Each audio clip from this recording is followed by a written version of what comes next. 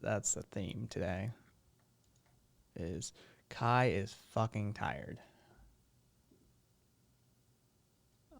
Just let me set something up there. Oh lordy! All right. Oh, you know what? Sorry, sorry, sorry for yawning into the microphone. Um.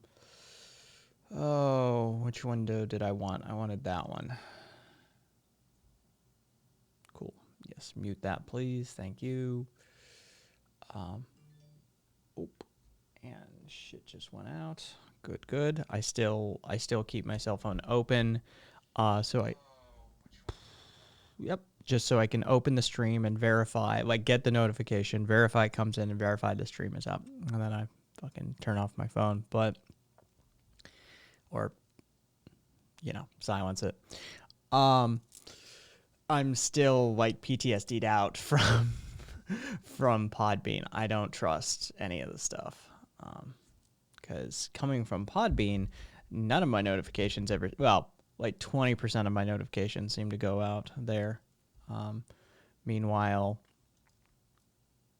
there was one time where I was streaming and I wasn't even on the list of streamers because of fucking bullshit. Oh, for those of you who were there for that one. Let's see, what are we going to do? There we go. So I just want to see how long it takes, realistically, for the Mi6, hey Joe, notification to go out on Discord, because let's see, how can I, there we go. All right. So we're 2 minutes into the stream initiating and the Mi6 bot still hasn't picked it up. Yeah, it takes like a solid 5 minutes or something like that for it to even post. I don't know, maybe just a little more, but either way, its lack of snappiness. Hey, Mitre. Yeah, that bot's lack of snappiness is a little irritating to me. I'll have to look into another one. Oh, I'm fucking tired, boys. I'm fucking tired. I went to sleep like not that many hours ago. Oh. And of course, woke up to the exact decision I expected when I went to sleep, vis-a-vis the Breonna Taylor case. It's pretty much what I expected. Hey, Joe, oof, me too. Damn, what were you doing instead of sleeping? Hey, Brooke. Oh, shit, Brooke doesn't have a VIP badge. How the fuck doesn't Brooke have a VIP badge? Everybody, that's how did you let me do that? Brooke's an OG. She's been around. So Brooke gets a VIP badge. All the people who followed over get a VIP badge. But don't worry, Mitra, you're the most important, very important person. Let me get to the settings here. Yeah. Creator dashboard, community, something or other. Roles manager. There we go. That's what I wanted. All right.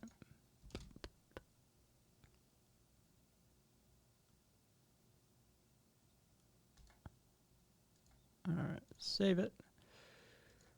Close it. Bright light. Bright light.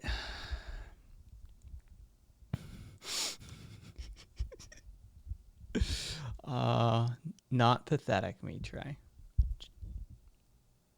Sensitive. A big-hearted fellow who feels things wholly.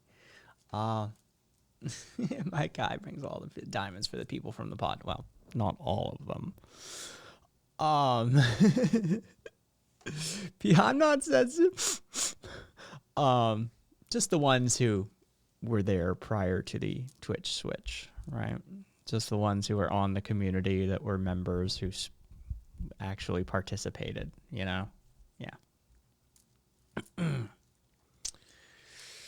Oh.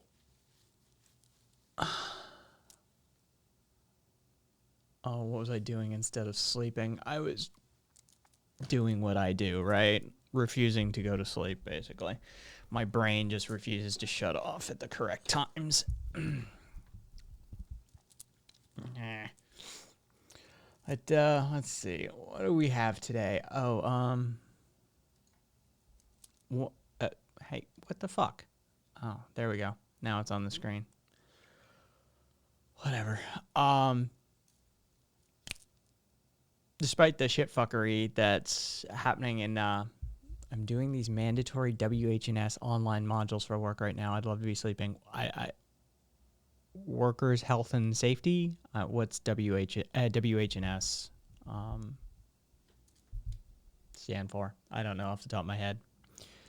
Yep, worker health and safety. Okay.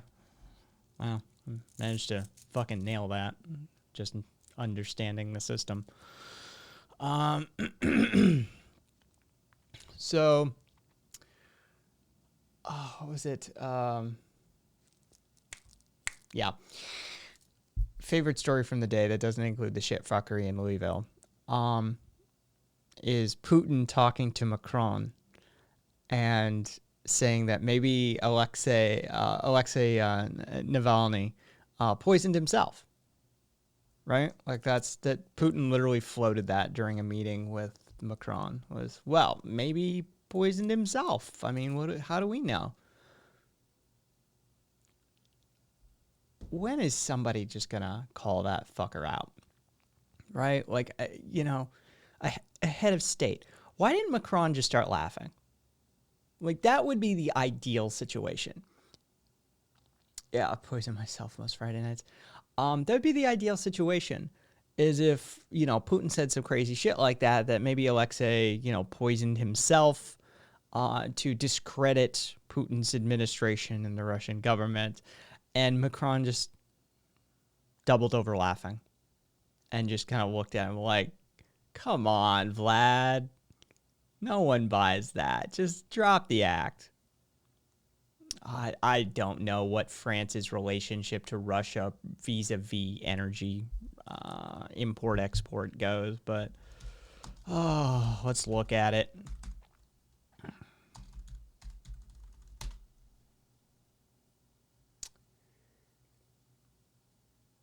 All right, France's net energy imports.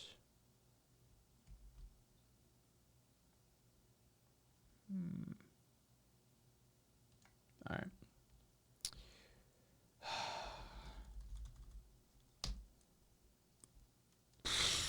18%. 18% of the French natural gas, domestic natural gas consumption is from Russia.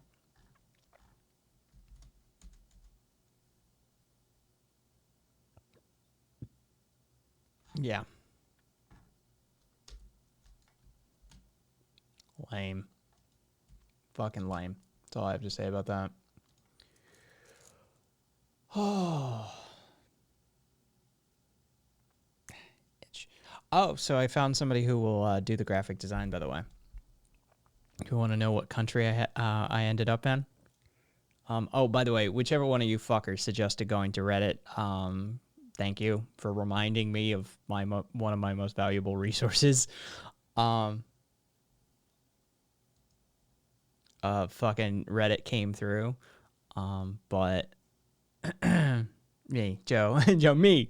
Yeah, well, thank you, Joe. Then, me, love it. Tunisia. Young graphic designer who is sort of like a couple years out of school for graphic design, and I liked his work, and he was posting his portfolio and looking for jobs off of Reddit anyway. So yeah, Tunisia is where the graphic design he's working on. He's very amicable. I'll like before any money even changes hands, like I'll draw up a couple of sketches, give me a couple of days, we'll do some revisions from there, and then we'll talk about it, sort of thing. So yeah, I told him, no worries, no rush, take your time. He has a couple of projects he's working on already, so we'll see in like 2-3 days what he produces, and if Brooke, looking for jobs on Reddit. Why did I never think of that? Okay, so you want to know where I found him? This is the fucked up part. This is truly fucked up. I knew where to look when it. I was like, okay, where do you? I know Reddit, right? It's a subreddit called Slave Labor, and it's labor with a U, by the way. It's the European spelling of labor, so it wasn't an American whoever created that fucking subreddit. Um, it's a subreddit called Slave Labor, in which people post offers or tasks that they either will do or need doing for X amount. And it's like Fiverr used to be. Like Fiverr now, you go and you're like, fucking brand design, $500 starting price. And you're like, whoa, what happened to Fiverr? Like, what's going on here?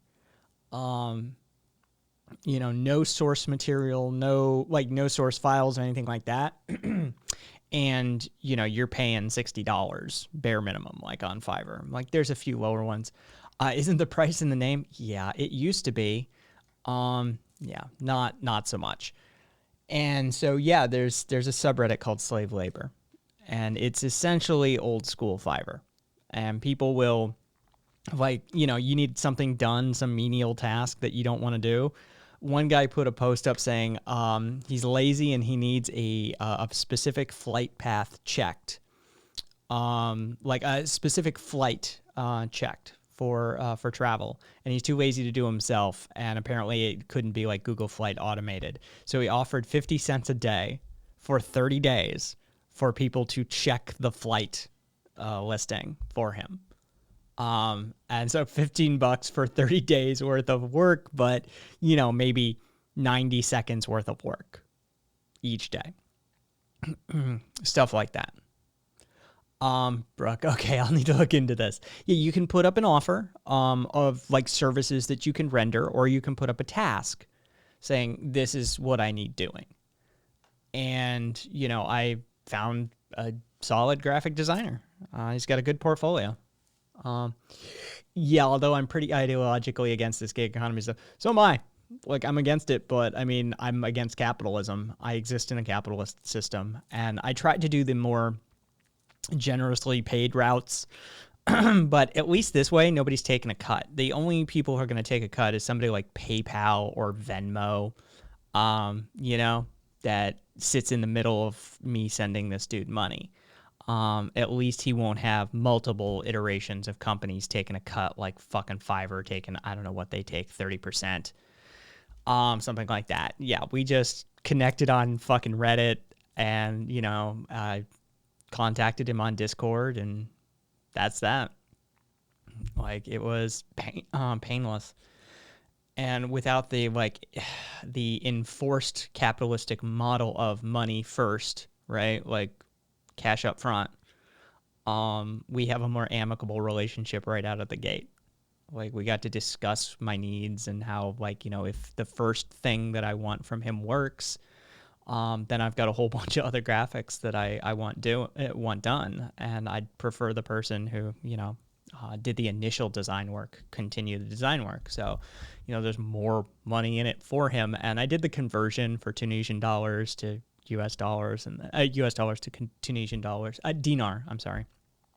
And I was like, okay, all right. So, yeah, he has the potential to, make a few $100 easy.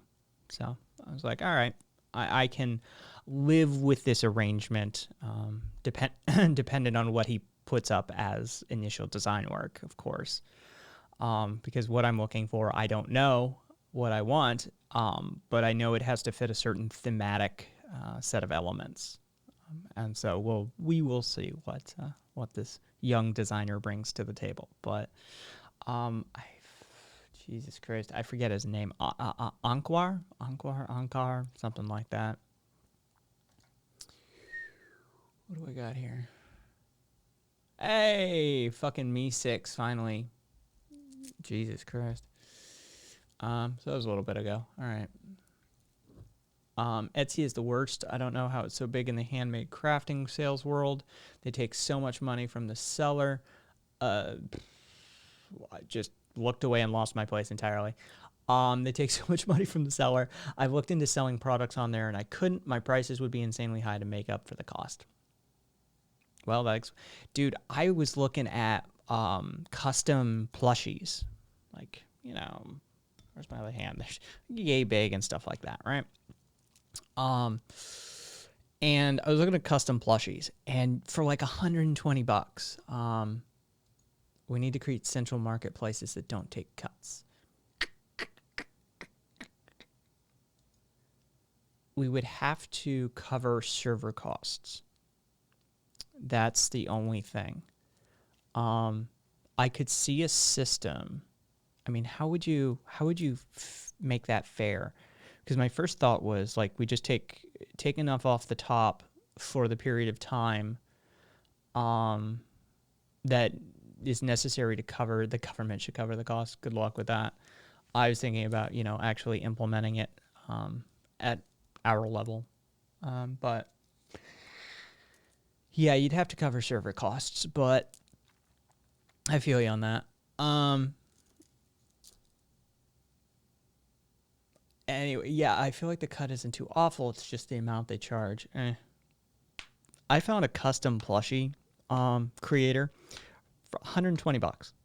Send him a design, like even a sketching your child did of some imaginary creature. Send them a picture, send them a design, and this person will create what I deem to be a decent quality custom one-off plushie for $120. I was like, that's in the realm of you have to order 500 of these to get a batch made sort of shit. Like, I was impressed. I was like, I'm going to consider that because I'd like a channel mascot, like somebody to like something to put right here or something like that. Fucking some weird, I don't know. I don't want the IWW cat or anything like that, but something like that. But yeah, I was looking into that. But first, the graphics. So channel icon. Yeah, Mitra, I love that idea. Channel icon, then maybe some overlay, transition graphics. I'm not huge into the overlays. I don't feel they're necessary. And then we'll see where we go. Hey, Zartos. And a fridge of Red Bull cans. Yeah, I don't. Can they be empty? Can they just be like, props? Because, there's no fucking way I drink Red Bull these days. Okay, so a lot of people don't like the taste or smell of Red Bull. I miss the smell and taste of Red Bull. I thought it tasted good. I enjoyed the smell and the taste of Red Bull. But maybe that's a sort of a trained response. You can get an endorsement from them. Jesus Christ. There's nothing extreme happening here. Like, can we get like a blade of, Damocles or sort of Damocles or something like that? Because Red Bull is fucking extreme. Like, I'm not jumping off shit. Like, I'm not going fast. I wonder if radical political views could start being sponsored by Red Bull. Like, are you a Belarusian protester? You better drink Red Bull and get your wings to fly away from those state police. I kept on asking how much she gets for the endorsement, but wait. I was just looking into a streamer that had a Red Bull fridge and a big neon logo behind her. Kept asking how much she gets for the endorsement, but she wouldn't answer. Yes, extreme with an X, political views. That's what Red Bull's brand is at this point. Like, I'm surprised I get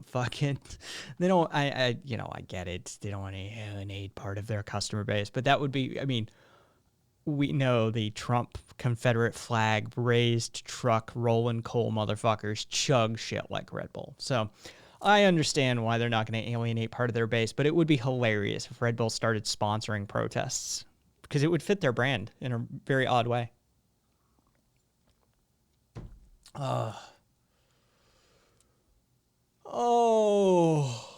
So one indictment.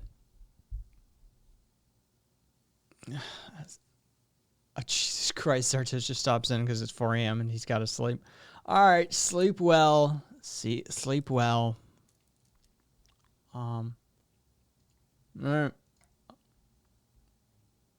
The founder is anti-immigrant. The Thai dude, is it Thai? God, I know Red Bull has some weird, like, I've had the Thai version of Red Bull, but aren't they like just a marketing company basically that happens to own a soft drink company? Like, I remember reading about some of the weird fuckery that is Red Bull's organizational structure a long time ago.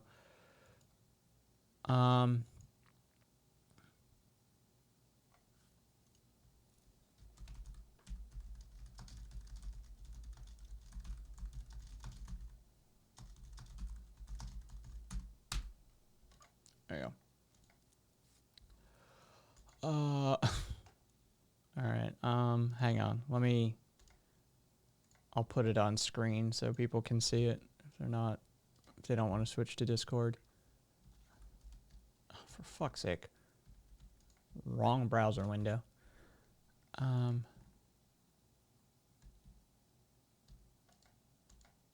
the fuck is up with that? There you go. Rage, Cat, how long do you reckon before the protests get wild? I don't know. All I know is that's the exact sort of verdict I was expecting. Unfortunately, it does fall within the confines of the law. Like, this isn't... oh, yeah. Yeah, KJ, big tent philosophy. Look, we're gonna have differences, but as long as you're like on the page with certain things and you don't contribute to. Sorry, I'm tired. I just woke up a little bit ago and I haven't slept well today. Normally, I'm a bit quicker, both in my speech and my thinking, so bear with me today. But welcome, nonetheless. Yes, as long as you do. Yeah, as long as they, basically that is the sort of litmus test for social democrats around these parts is how are you on gun ownership? Because it's generally a neoliberal trait to be anti-gun ownership. Yeah, and don't woke scold me, Trey. That's, yeah, we don't give in to a whole lot of identity politics around these parts. Just because we see it as reductive and divisionary. And so, yeah, we're very much a sort of big tent, sort of leftist, anarchist sort of community. And if you are cool with us, we're generally cool with you. And if you're not cool with neoliberal hypercapitalism and social fiscal conservatism and the monarchism that is derived from and the Burkean philosophies therein, we'll get along just fine.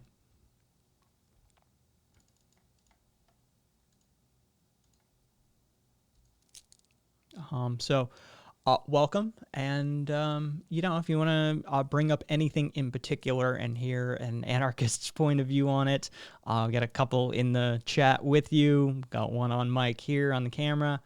And, be happy to. If there's any news of the day that you want to talk about, speaking of wrapping back around,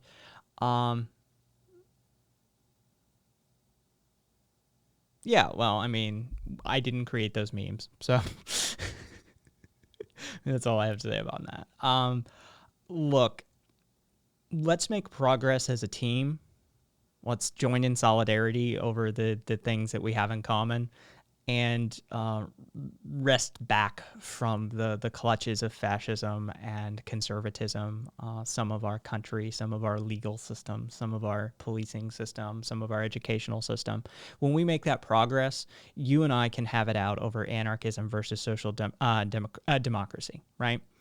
Like, after we make progress, you and I can hammer that shit out. But until then, let's set that aside for a little bit. Unless we're feeling particularly fiery that day and we want to have some leftist infighting. But otherwise, yeah, I'm more about shifting that Overton window a little bit to the left and making some progress and not getting lost in the pursuit of perfection so that maybe we're not executing gays by next year. Shit like that. Yeah. So, Cat, Cat's betting sundown before the protests get wild.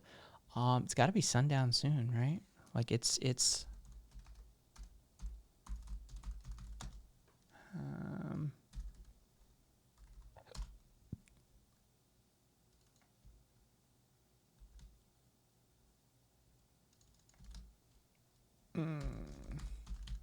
No. Sunset times.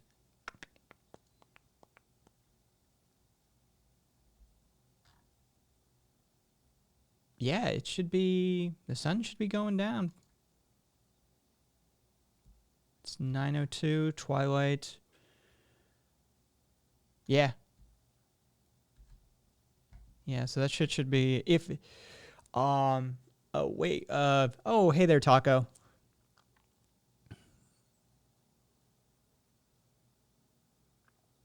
Oh yeah, we know.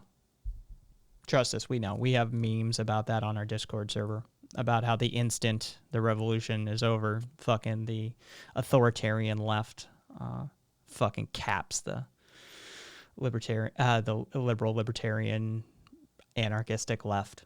Yeah. Yep. Yeah, I posted a meme to Discord like I don't know last week or something like that about that. We suffer under no delusions, KJ, that the ones that we would ally with would throw us under the bus. But if you're aware of that, then you treat them as such. You know you have that awareness.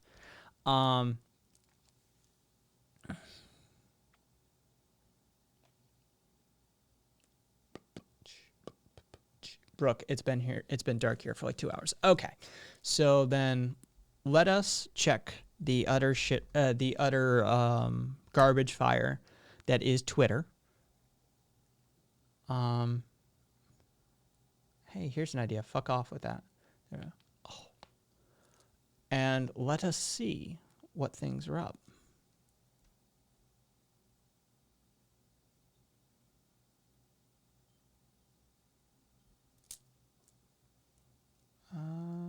Do you? No. Okay. Cool.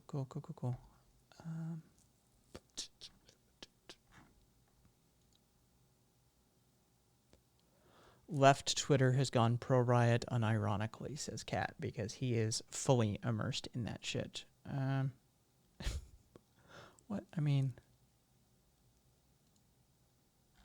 that's hilarious. Somebody unironically put that up as a fucking tweet. Are you for or against exploiting other people? Oh, Jesus Christ.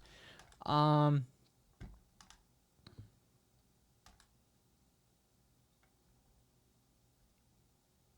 right, there's Capital City. At least, is Twitter fucking with people's followers?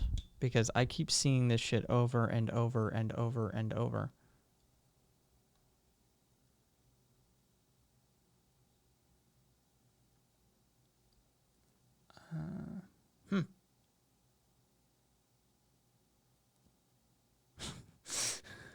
They hid the Socialist Rifle Association. They temporarily restricted the Socialist Rifle Association because they commented on the Breonna Taylor thing. I'm betting the NRA account could comment and they wouldn't say shit.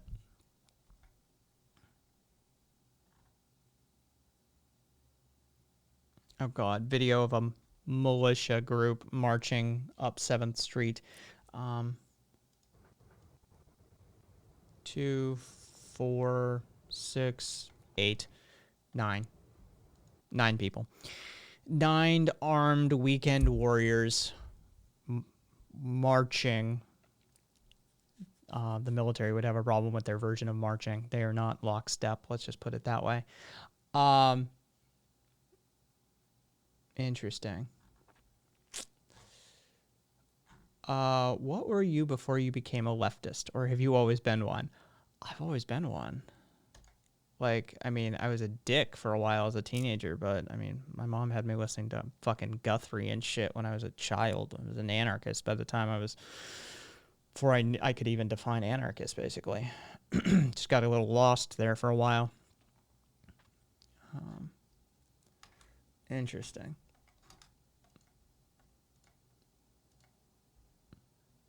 I was South Park, big brain centrist, says Mitre.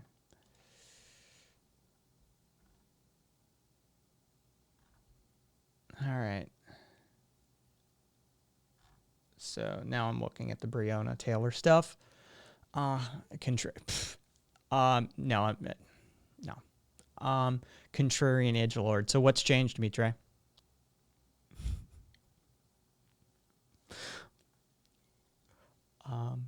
KJ, yeah, I know. Well, that's a fair fucking jab too. Are you Bernie or bust? Rome weren't built in a day. No, Bernie was the compromise, right? Like, here's the thing. We're about harm reduction around these parts. Another 4 years of Trump is a fucking nightmare for a bunch of us for a bunch of reasons, right? The damage has already mostly been done, though. Supreme Court picks, federal judge appointees to the tune of 300, one of the largest wealth transfers, that has occurred from the wealthy to, from the poor to the wealthy in recent memory. A lot of that damage is done, but 4 more years of Trump would be even more damaging. Now, don't get me wrong. We suffer no illusions or delusions about who Joe Biden is as a person, as a legislator, as a policymaker. But that being said, there are certain things that need doing. The removal of Mitch McConnell, the removal of the Republican majority in the Senate, the removal of the Trump administration. These things need to happen. So, no. It's not in any way, shape, or form one of those, well, I'm going to take my toys and go home sort of situation. No, you need to get off the bench for this one. But I'm most concerned about global warming, anthropogenic climate change. I don't let him win that one. And foreign policy. Foreign policy vis-a-vis what? Trade relations, our relationship with our quickly dissolving relationship with our former European allies. In what manner, I'd be curious to know. And climate change is a big fucking issue. But the half measures that Daddy Biden is going to take are not going to do what's necessary. So, yeah. I mean, maybe he won't actively, his administration, right? When I say he, don't think I mean him literally. I mean the brand that they're putting into that seat. His administration, maybe won't attack the CDC and the EPA and the FDA in the ways that they have been under the Trump administration. So, I mean, there's that. But the drastic measures that we actually need to take, they're not going to happen.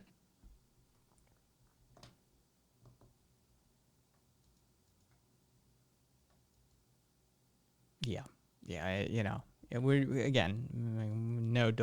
We suffer under no illusions about who Biden is and his administration, what his administration will look like, especially given the fact that he selected a fucking cop for his VP pick. And yes, prosecutors are cops. Fuck off with that shit. Don't hit me with that shit. Yeah, the Dems aren't going to defund the military substantially and give you socialized health care. Of course not. They're fucking chicken hawks, just like the rest of them. Constant warmongers. So, yeah. To their credit, the military-industrial complex in this country figured out a really good racket. Basically, they disseminated a whole host of the jobs across the country. So everybody has like these little manufacturing centers that produce a widget bolt for the next fucking death machine, right? And as such, everybody, all the representatives, all of the Senate, all of our representation basically is afraid to eliminate jobs in their district or in their state. And so it gives this sort of shield of protection right out of the gate for this sort of stuff. Nobody will cancel a fucking project. Taco, Joe is just the neoliberal status quo Biden time. Oh, yeah. For God's sake. This dude has said homophobic, transphobic, racist, stupid shit for decades. Like, you think all of a sudden he's woke? All of a sudden, Biden is fucking, come on. I mean, he's a piece of shit, just like a lot of the infrastructure of this country. But he's a little less of a piece of shit than the Trump administration. And at this point in time, the scale has, so firmly tipped in one direction. We went through it last night. You can still catch last night. So we went through the Umberto Eco 14 signs of fascism list. And again, you could compare it to a whole host of sociologists, psychologists, anthropologists, political scientists, economists. There's a whole host of, signs of fascism, but generally speaking, America meets almost all of them or all of them. In the case of Umberto's list, it is literally all of them. So we are at a point where, every little bit matters. So I'll take a Biden administration over a Trump administration because I'm a goddamn adult and I know I don't get everything I demand right away. But that being said, yeah, the whole system is shit. Throw it out and start from scratch.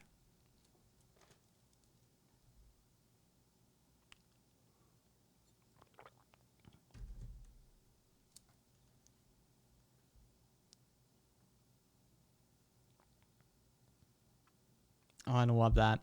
This is part of the Breonna Taylor story that I really enjoyed. The Kentucky Attorney General, Carlin, who's got time for solutions, right? The Kentucky Attorney General said that Breonna Taylor was hit by 6 bullets, but only one was a fatal shot, and she would have died within minutes because of it, but the KSP was unable to determine who was responsible for firing that fatal shot. The FBI concluded it was Detective Miles Cosgrove.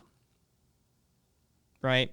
The Kentucky Investigative Services, 100%, they're like, oh, well, we can't figure out who fired the fatal shot. The FBI representative is like right next to him going, it was Detective Cosgrove. Yeah, we have no way to know who possibly could have fired that shot. Detective Cosgrove. It's impossible to detect at this time who fired that shot. Covering them for their own, as they always do. And it's a great look that the charges come from the rounds going into the neighbor's apartment and not into Breonna's body. But, again, I understand the legal cover they're using for this one. Being the son of a horrible judge. How will you solve China's expansion? Well, I mean, generally I won't, but sorry, I'm a bit more of a smart ass when I'm tired. It seems to me that China can trigger some military action of the U.S. if China will keep expanding. Mitra's right. We need to get our shit together. We need to stop being such imperialist dickheads.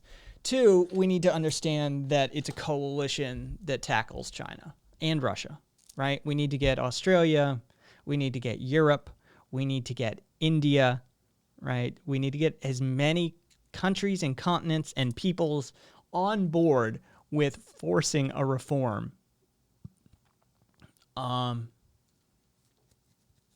In the Chinese economic sector. Now,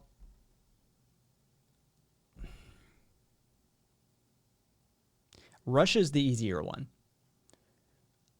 You should probably start with Russia. They actively meddle, and they're much easier to deal with. They're like a second tier country, right? They are not on the same scale as the US or China or Europe. I understand Europe isn't a country. But it is quickly becoming a group of federated states. They're not on the same scale. They're a regional power at most, aspiring to be a global power. And so if you wanted to tackle stuff, I'd say start with Russia, and you need a coalition.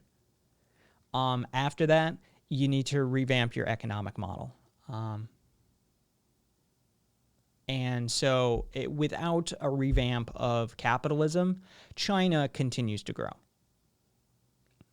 It's pretty much that simple. So you need to deal with the U.S. hegemony, imperialism, and you need to deal with the viral hyper-capitalist model that we've exported. If you don't deal with those two sorts of topics simultaneously, then China will continue to do what China does.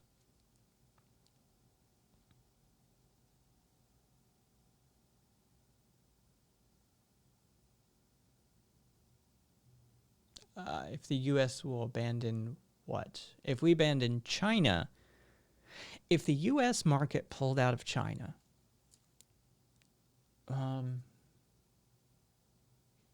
China can only expand into an international market because they won't give their citizens quality of life. Well, they do have a growing middle class, right? But they also have so many people that they can effectively use a marginalized set of their own population as the exploitative labor base. And I mean, you can see how we used to do that to a larger degree. China has more of a population buffer to work with, right? Yeah, they can get away with it to a greater degree than we can. But you are seeing them export offshore a lot of those lower quality jobs because they don't want those anymore. The garment district style jobs, those have long gone to like Bangladesh and Vietnam and Thailand.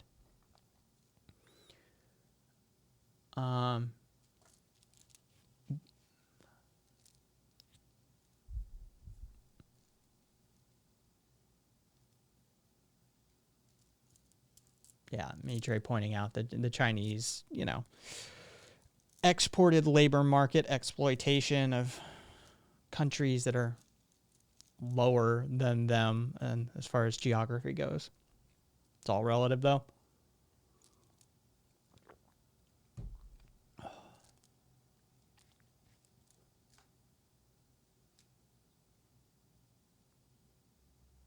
Oh, we all are. Africa has been the sort of plaything of imperialistic powers for a long time.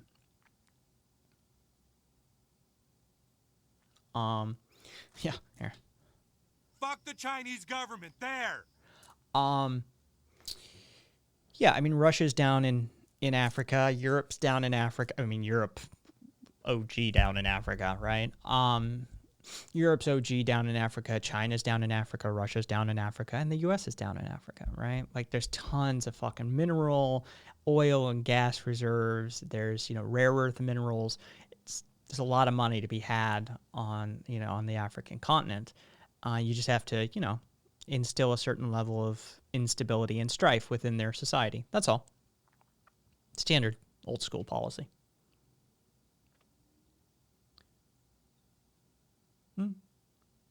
I mean, fair is fair, right?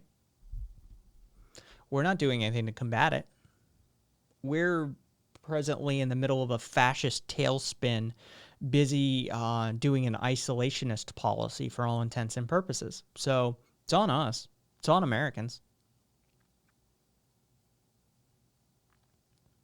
Yeah, I know. China's aligning with Iran. Meanwhile, the U.S. is aligned with fucking Saudi Arabia, of all places. Because they don't sponsor terrorism at all. I mean, let's face it, we're the world's largest sponsor of terrorism, if you admit that to yourselves. But, I mean, Saudi Arabia, I mean, just their bombing campaign in Yemen alone. Yeah.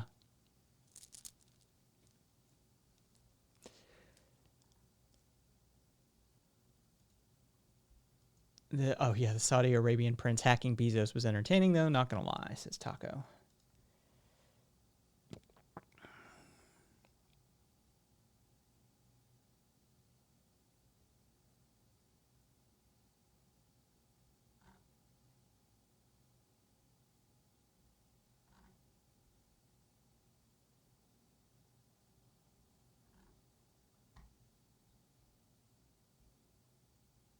Every time I see Bezos' name, I think benzos. Every time I look at it, I'm like, it's just part of my brain. It's like, benzos? Yes, he was. I don't know if he was or not. I don't know if he was around for the Wahhabist. That was an interesting conversation. I put that in the description. A conservative millennial and a left-leaning Wahhabist. Like, that's... Both of them, who kind of showed up at the same time, were very interesting to have a conversation with. And yeah, how did I... Oh, hang on. Getting a notification over here.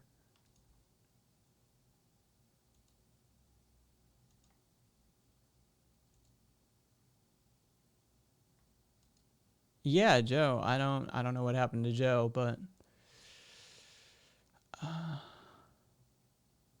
oh, you are not. Yeah, we had an American Wahhabist um who claimed to be leftist as well. And let's just say those ideologies did not coalesce successfully. It was an interesting conversation that ended up in him telling me that yeah, he's a lefty because he doesn't like to be racially discriminated. I looked at his channel page, and yeah, he specified that as well on his about, in addition to in chat. um, he he claimed at one point, um, that, well, look at the look on stuff, Taco. Um, he claimed at one point that as long as I abstained, because I put the hypothetical forward, I was like, okay, so what if I don't, what was it? Tendencies was the word he used, right? Tendencies, I believe. Because everybody ended up on a tendies rant.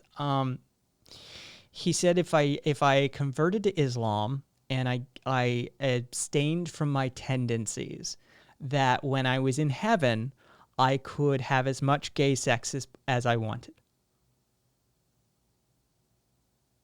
Yeah, allowed to have gay sex in Jannah. We had a good time with it. It was fun. Yeah, because all sin is allowed in heaven according to that doctrine, apparently. And it's like, so wait.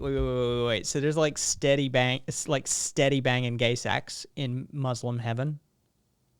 Interesting. Yeah, it was a interesting evening, to say the very least. And of course, the conservative millennial was against. He was anti-abortion, except in the cases of rape, which is hilarious to me. Well, life is sacred unless your father was an asshole. Then it's cool.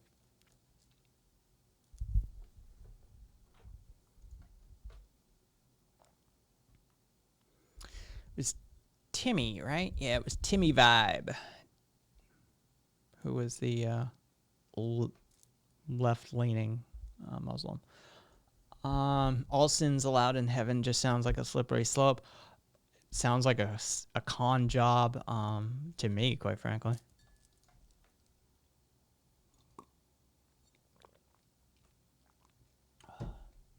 I wanted to put that down.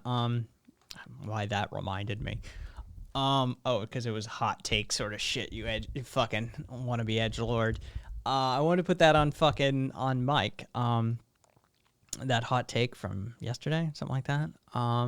About how all families are communist. All functional families are communist. From each according to their ability to each according to their need is exactly how parents operate with children. Right? This is how a functional family actually operates. You don't ask your child to do your family taxes, but you may ask them to clean up their toys from each according to their ability. But you may not buy them a yacht, but food, medicine, shelter, clothing, education, you'll pay for these things, right? And so to each according to their need. Literally all functional families are communist. And when they're done really well, they're also classless, right? The parents recognize that the children are sentient human beings with self-agency of their own, and they treat them as such. So the best family dynamics, the best family structures are fundamentally communist. Yeah, and then the kids should take care of the parents when they're old. It's literally families are communist. So Jesus was a communist. Families are communist. I have a video that I don't know if I don't think we're going to do it today, because I think today I'm just going to do a sort of a shorter episode. But I think tomorrow, for the nighttime episode, I have a video picked out that I think you guys will enjoy the fuck out of. It's called Anarchy USA. It's a propaganda film from 1966 by the John Birch Society. It's fucking hilarious. It's about how the civil rights movement is secretly a communist endeavor to overthrow the United States and bring fascism and anarchy to the U.S. It is, if you're not familiar with the John Birch Society, basically they're responsible for this like kind of conspiracy-minded conservatism that runs amok to a certain degree. The John Birch Society is so fun, says Meat Trade. They're fucking nuts. No. Communists never abolished families. They're about classless and stateless, but they don't abolish families. And yes, you did hear me correctly. One of Marx's core tenets, one of the guiding principles, is from each according to their ability, to each according to their need. Right? This is a cornerstone ideology. And the example I give is that parents wouldn't ask their child to take care of their family taxes, but they would ask them to clean up their toys. That's from each according to their ability. And they may not buy them a yacht, but they will provide food, medicine, shelter, clothing, education, to each according to their need. This is a cornerstone of communism, and a functional family operates on the same principle. So yeah, Jesus was a communist, and so are families, and so are well-functioning, high-functioning families.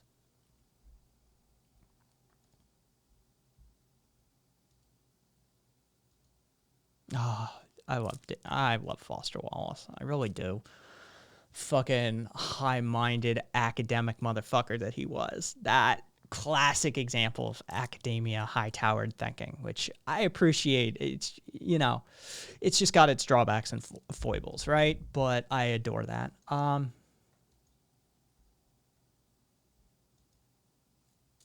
Well, I mean, we've discussed this before, right?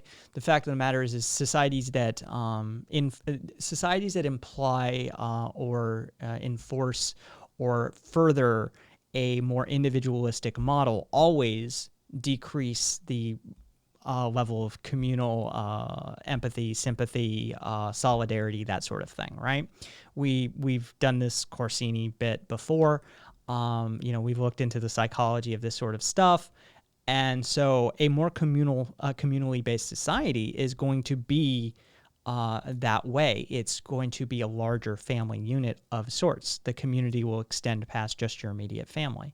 But it's not like they actively dissolve the family bonds.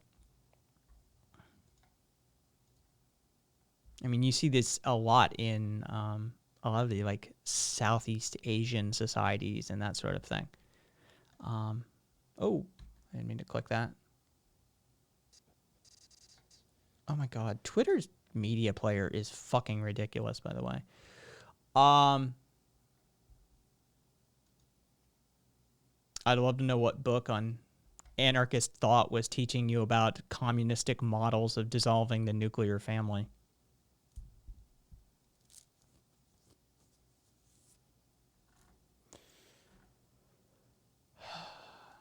Jesus Christ, stop auto.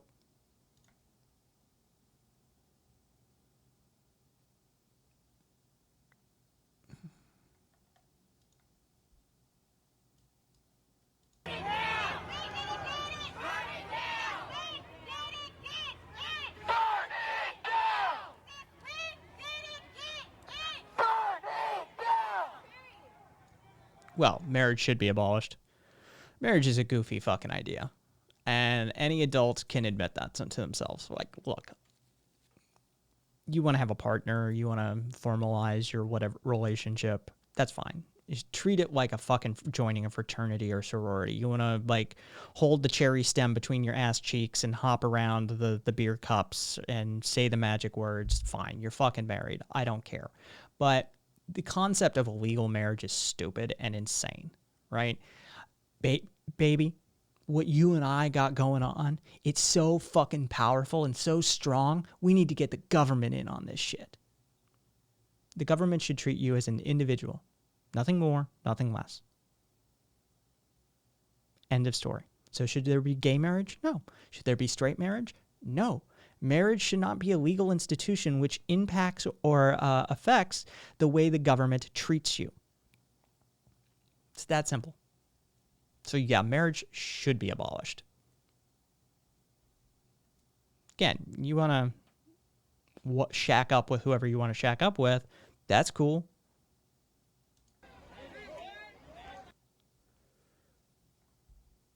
Brooke, I'm on my way to get a divorce. Wait.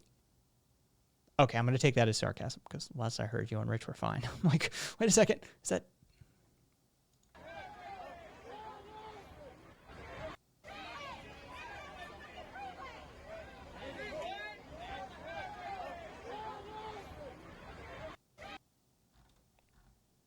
Ooh, there's one dark. All right. They're still marching, Cat. I'm looking at streets full after dark. They started this afternoon, apparently. I just explained it to you. I literally just explained it, Jay. Marriage should not be a legal institution. I don't care what you... Again, you want to shack up with whoever you want to shack up with. I don't give a shit. But the government... yeah, it wouldn't be the end of the world if marriage were abolished. We would still be lifelong partners. Brooke gets it. I don't care who you want to shack up with, but it shouldn't affect my legal system. You shouldn't get different privileges and rights as a result of you deciding to, like, say some magic words and put a fucking, like, object of power on somebody. It's fucking weird fantasy legal bullshit that shouldn't exist. You should be treated as an individual by the government, plain and simple. You want to do whatever you want to do, I don't care. But you should not have a different tax status because you're married. You shouldn't have different hospital visitation privileges because you're married. None of this shit should exist. It's weird, antiquated bullshit left over from an era in which we looked at women as property to be given away and used for a business transaction between aligning tribal interests. It's stupid. Now, you want to have a relationship with your partner or partners? I don't care. I don't care. Live with them. Spend your life with them. Have children together. Who cares? But as far as the United States government stepping in, now we have an issue.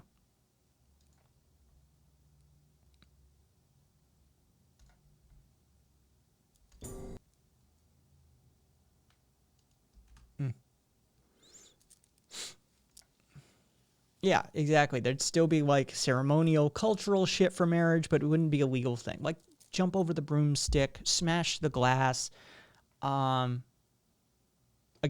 you're confusing and conflating marriage, the legal entity, and marriage, the cultural entity.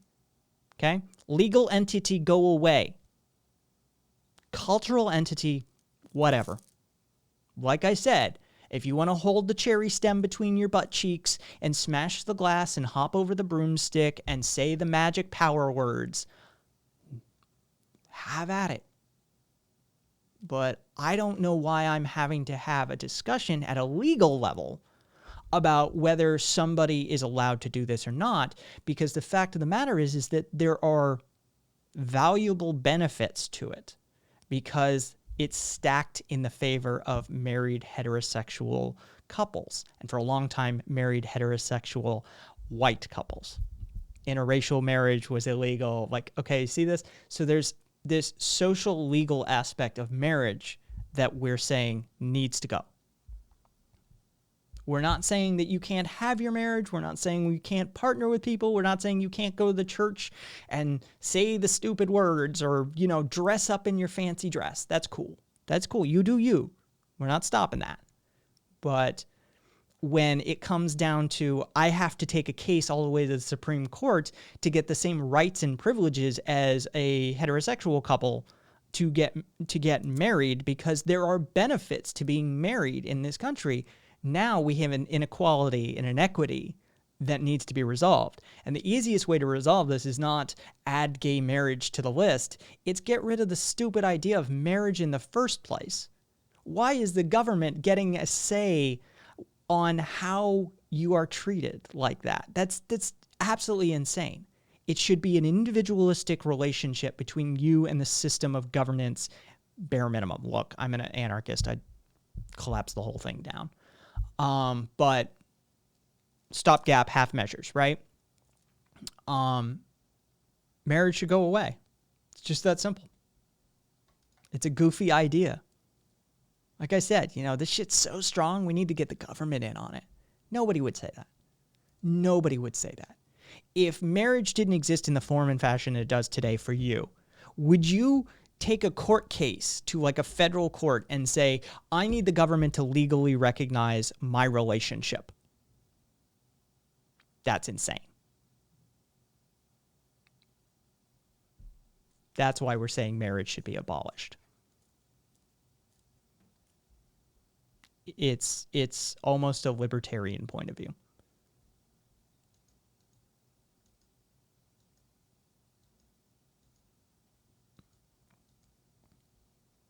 No, we use it to mean remove. At least I do. Why do I feel like I'm talking up a wall here? It's remove, to do away with. And that's why I gave you the distinction of cultural marriage and legal marriage. You're concerned with your cultural marriage. I'm telling you the legal construct is the issue. They are two separate entities. The government does not mandate that you have to go to a Catholic church and have a veil and have a reception after the marriage. That's all the cultural stuff. The legal stuff is what we're talking about. And yes, it should be abolished.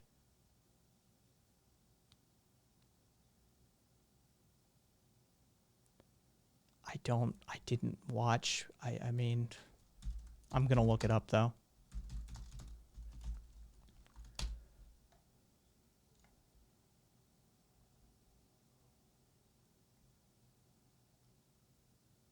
Oh, you're cute. McAvoy's cute. I don't care.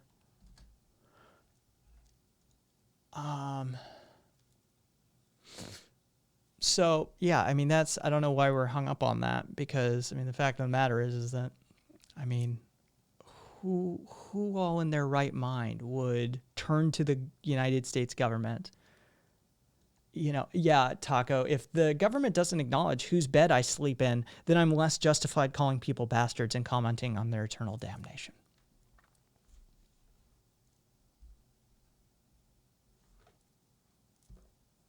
And Kat, I disagree, because I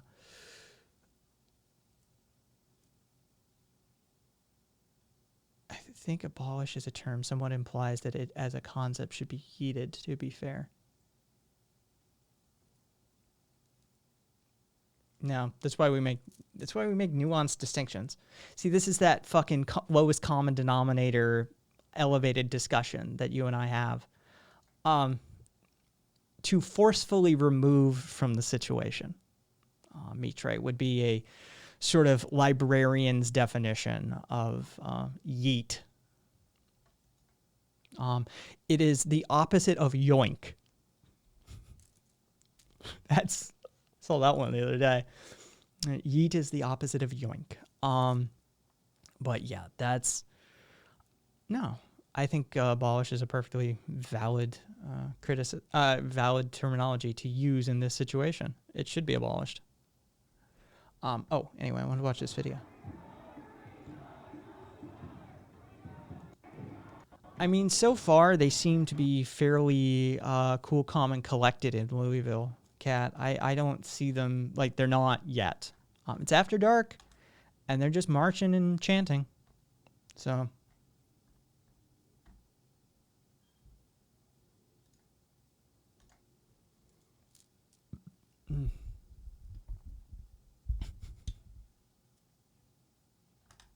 Oh my God, stop popping that stupid video open. God, I hate Twitter.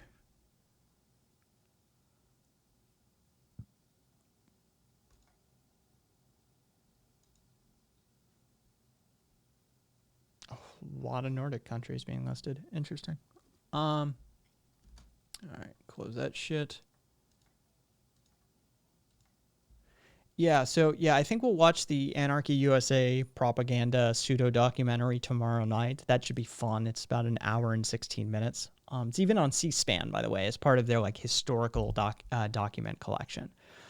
Because it is blatant anti-communist propaganda from the McCarthy-esque era, and it's, you know, born of the John Birch Society, which if you look into is fabulously crazy.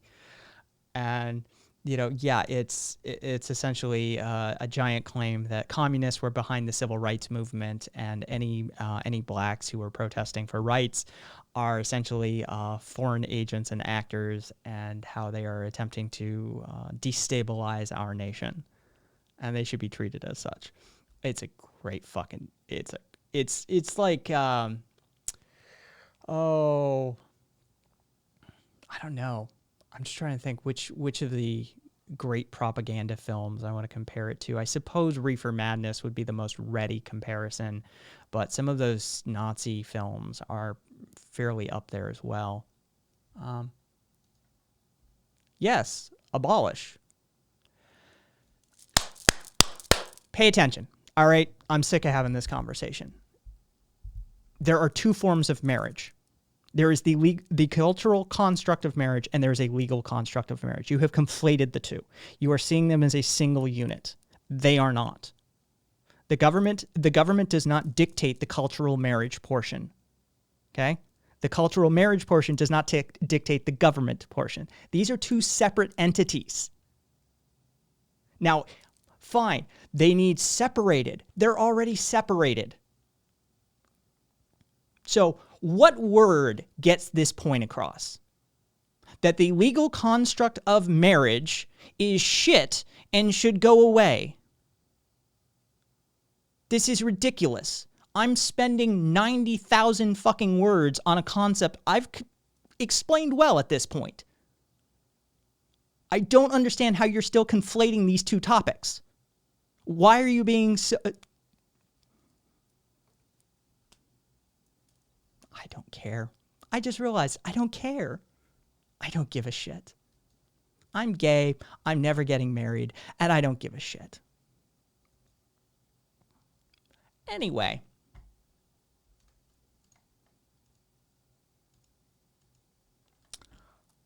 Let's see.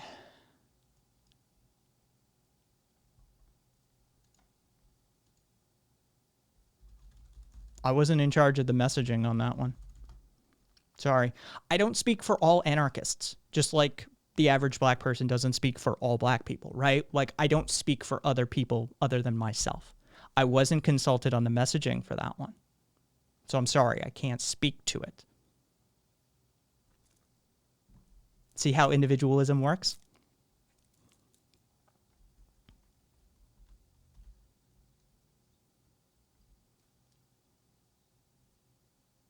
Oh, and by the way, I would abolish the police. Per your own technical definition. Yeah.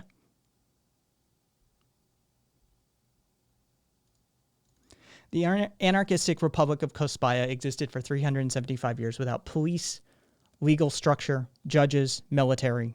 It is a doable task. Yeah. Like, the police as it exists, yeah, gone.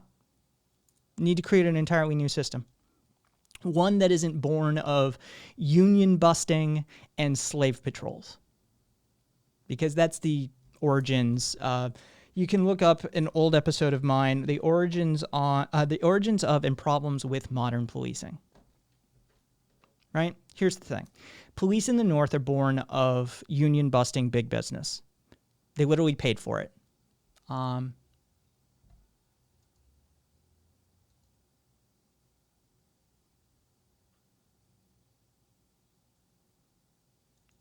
Kat, if you're around, I leave this up to you. Or a vote in chat, what we do with this. You know what?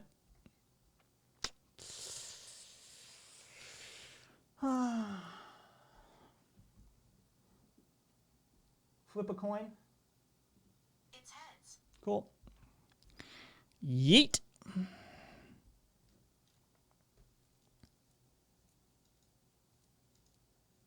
Nope, too late. You took too long. Yep. Slaves need patrolling. Fuck off. That's... Nah. I don't need to put up with that shit.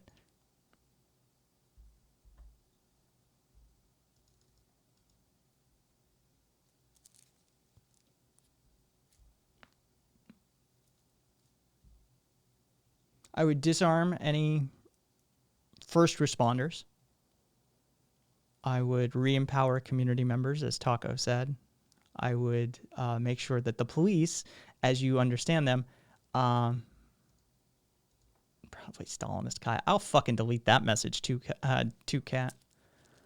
I'm not putting up with fucking people who are slavery apologists. Tolerance paradox, motherfucker. Just like the dude who was screaming about kill the Jews. Fuck off. You don't get to violate the non-aggression principle like that. Sorry. I'm not going to platform that shit.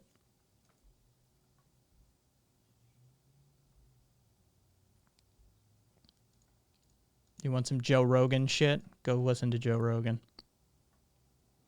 Oh, that's a good idea. Oh, I never really thought about it that way. Interesting.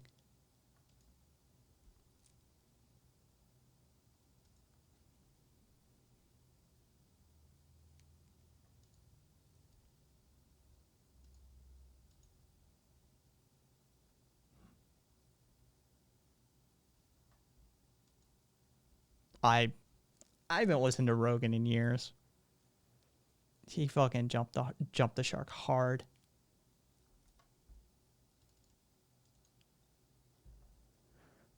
What's the difference? He's $100 million richer.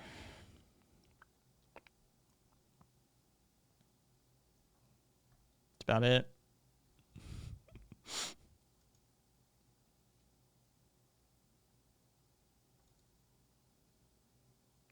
Are you from America, Jay?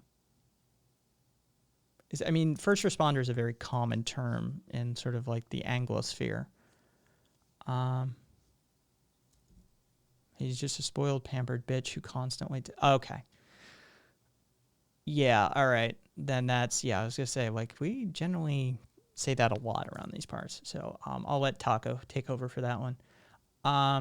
He's just a spoiled, pampered bitch who constantly talks about boogie shit and work ethic.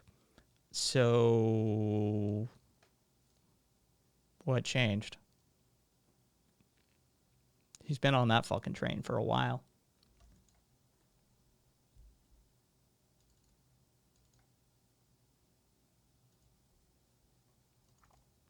I mean, he's been a bootstraps kind of guy for a while, despite his fucking, as Stanhope pointed out, Scarface money. His Scarface mansion from his NBC money. For a job he was just stoned for all the time, per his own admittance. Like, this is the only way he could do that fucking first gig, really. At least the gig that made him the buku bucks. Yeah. I got no respect for that man. He abuses a very valuable platform. And as such, well, he does damage. As evidenced by the wildfire bullshit. I'm surprised he hasn't had somebody on their hydroxychloroquine, like, supporter. Or maybe he has. I don't know. I don't pay that much attention to Joe Rogan. But it wouldn't surprise me if he had somebody hawking hydroxychloroquine on his show. And maybe some MMS, the miracle mineral solution that's actually bleach. That would be in line with his demographic.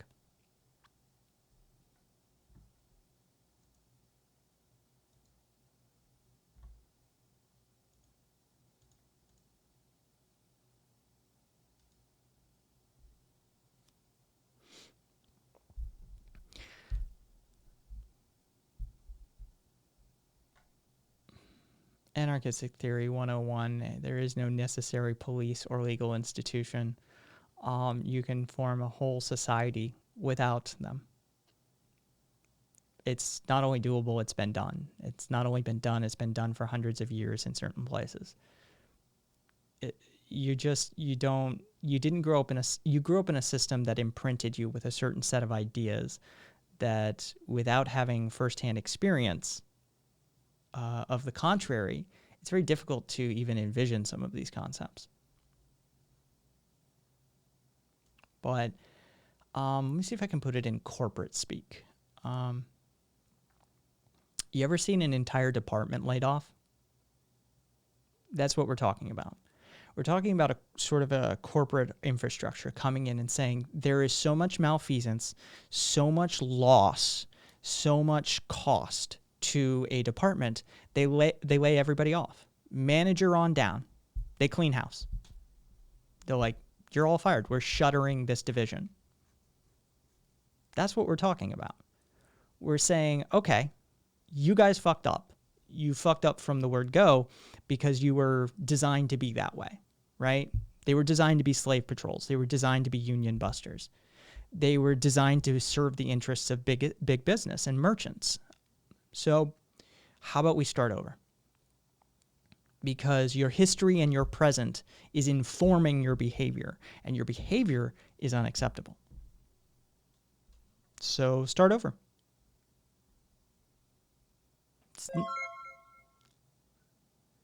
Thank you, Jake. Jake's Art. It sounds like you have a channel. Let's look. Oh, God. Twitter coming up.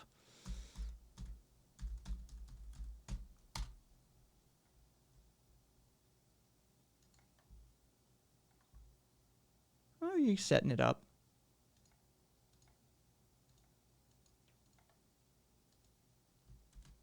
Thank you for the follow either way.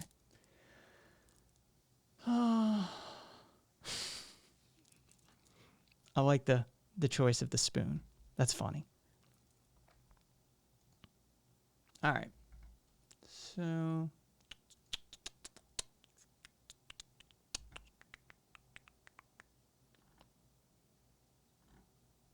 boring.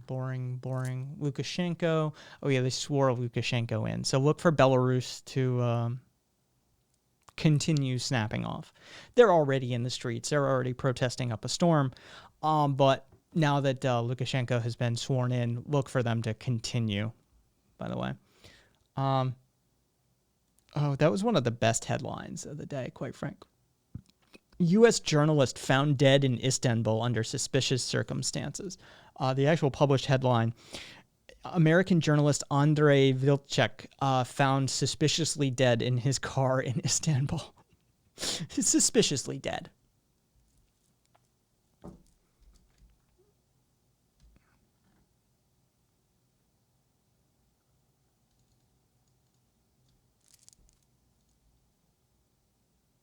He's an investigative journalist who worked the Russia beat.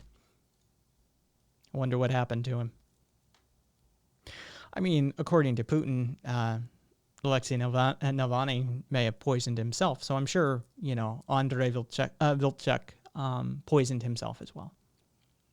Or, shot himself twice in the back of the head, handcuffed himself and threw himself over a bridge or something like that.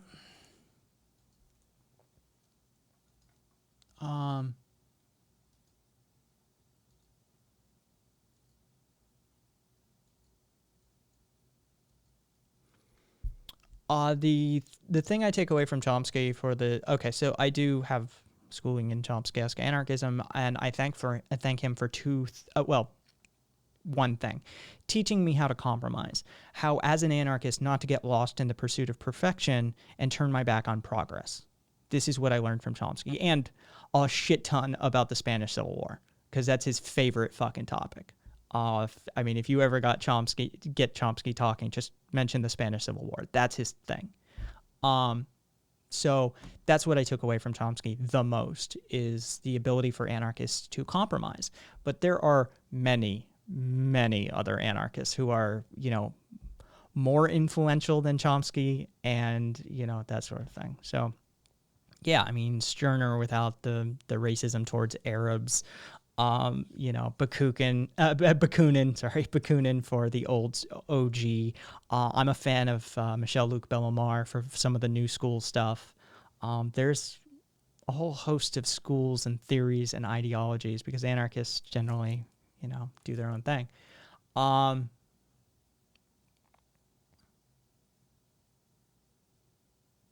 Chomsky versus Chomsky with Zizek as moderator. Zizek wouldn't be able to moderate that. You know he couldn't just sit there and moderate. There's no fucking way Zizek could do that. I mean, especially with Chomsky, right? Chomsky is bait to that dude. So, yeah. No fucking way he could moderate that debate. He'd push the second Chomsky out of the way partway through and just take his place. Like, 100%.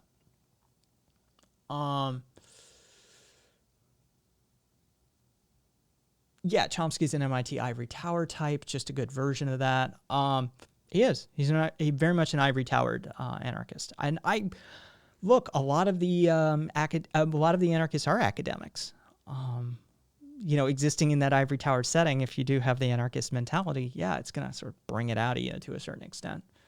Oh, you have to pay for that textbook. Fuck that. We're making photocopies. Like, you know, yeah, there's definitely an undercurrent of solid anarchism. Look at the internet, look at open source, look at MIT licensing, look at BSD licensing, look at the GNU open source licensing. There's, in those sorts of academic circles, there has been for many, many years a strong anarchistic strain of ideology. Whether they self-identify or not, that's another matter. And then we got talk of Brooke, my favorite professors. We got talk of like child abuse masquerading as parental discipline in chat as well. Hey, Jake's Art. Welcome, welcome. Nice to meet you. Nice to see you. I hope you're as well as you can be today.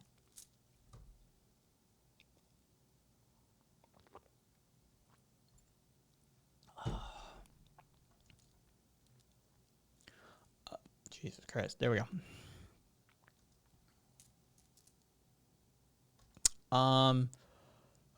Fuck if I know. We've been bouncing around, dude. If you've got one, by all means. But right now, they're sort of in a conversation about... Oh, Jesus Christ.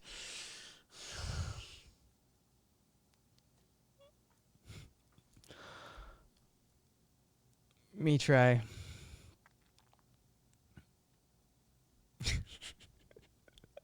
What I'm gonna do with you. I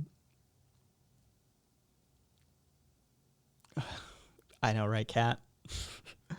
A conversation born out of a conversation about abolishing legal marriage as a construct as opposed to cultural marriage has sort of spawned and abolished the police conversation. And so that is sort of the position we're at right now, Jake. And also bouncing around a few other things. But if there's anything in particular that you've got stuck in your craw that you want to discuss or something along those lines, or you just want a hot take from some leftists and some anarchists, then by all means, we got a couple anarchists in chat. We got me on the fucking mic and on the camera. It's up to you. But I don't know if it was or not.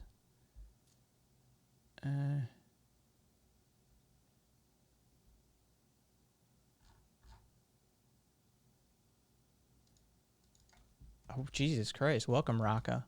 I didn't even see you there. I mean, no more than, like, I mean, yeah. No, there's not many Orthodox socialists in our midst, A cat. Jesus Christ. Still fucking waking up. Mitre, being a librarian, of course. You know, do you have any idea what... I mean, that... Okay, yeah, a bit of a typo there, but what semiotics is, it's study of symbols and the implication and inferences therein, if I remember correctly. It's like the study of sign processes or something like that. Yeah, it's not my field, but Mitre would definitely probably have a schooling in it. Gotcha. Me and my family have been going back and forth on abolishing the police. Something that's not brought up enough is how police have become increasingly more militarized. Oh, well then,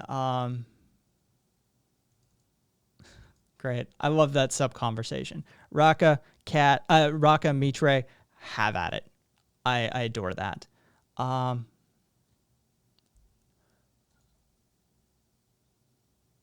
Yeah, I think it's a common talking point, around, especially around these parts. We talked about the 1033 militarization program. I always forget what the 1033 program designation was prior, because in the 90s is when it actually started, and it didn't operate under the 1033 header designation then. But same thing. 1033 militarization program, the ability to route militarized weaponry and equipment into the local, municipal, and county police departments. And so, yes, I'm like a really basic bitch when it comes to epistemology, says Kat. You know this guy. All right. So you're saying that society existed before without police. Well, I perfectly agree that this is the case. However, you can point to me a society that is more or less the same socioeconomic structure that is without police. Trumbleplex in Michigan. It's a microcosmic example, but it is a society unto itself. It is an anarchistic commune that exists within the sort of dilapidated area of Detroit. They have multiple residential areas. They've got an art center. They've got communal theater. They've got a library. They've got all of these sorts of things, all without any sort of enforcement mechanism whatsoever. Now, whether you want a microcosmic or macrocosmic example, I'm sure we will get into shortly.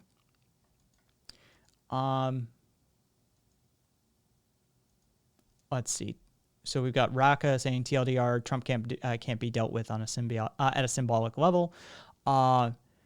Mitre, Trump is actually a great manipulator of hyperreality. He is the desert of the real. Yes, Trumbleplex.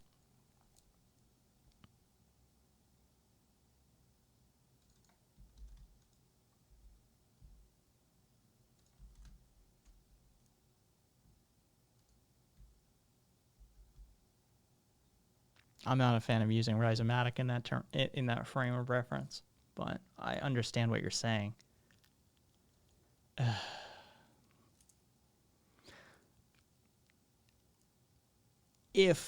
Okay, so here's my hot take right there, right? Based is the terminology you need to get rid of. Right? Like that's the very thing you're trying to defeat. Poggers. It's the same thing. You're literally arguing against your own point when you do that. Like all of this obscure terminology that's used by, in academic settings when discussing political science topics and categories and that sort of thing, is, undermining your ability to communicate with the common man. That's so base, Joe. It's a counter argument to your own argument at that point. Just because the kids are using it doesn't mean it will carry with middle-aged Gen Xers and approaching middle-aged millennials and especially boomers, which may be beyond reach, I understand. This is hilarious. You fucking dude, Vitre. Dude, we dumb as fuck around here. If it cook good, it cook good, my brother. Mitre's a fucking librarian. You fucking contrarian piece of shit, you. You of all people. I've seen some of your lesson plans, motherfucker. Like, you. Stop it. Stop it. You're as much of a fan of the multisyllabic, ivory-towered academia linguistics as much as anybody. Just knock that shit off. uh,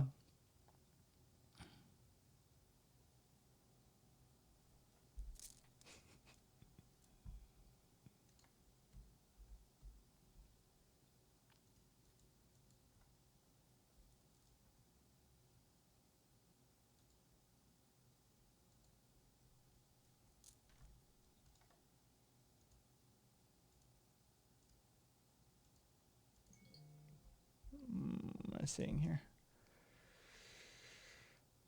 Okay, cool.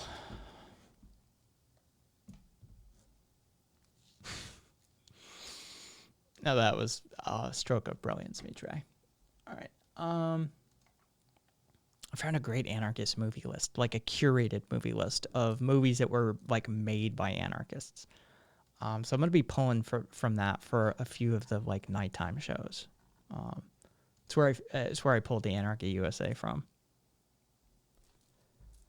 Oh, Jesus Christ.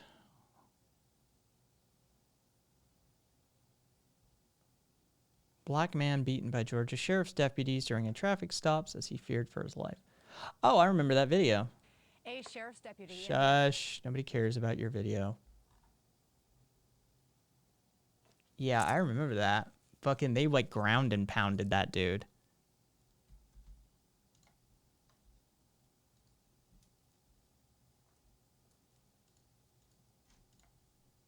Oop.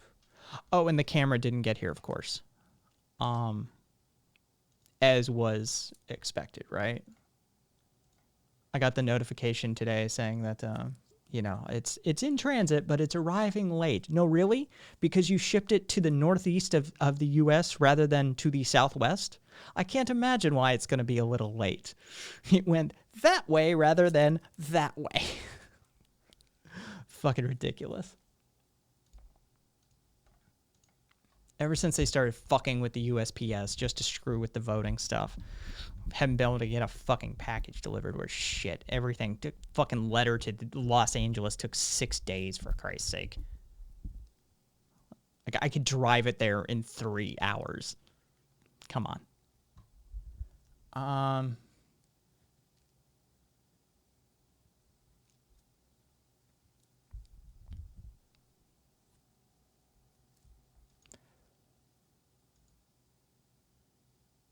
Jesus Christ.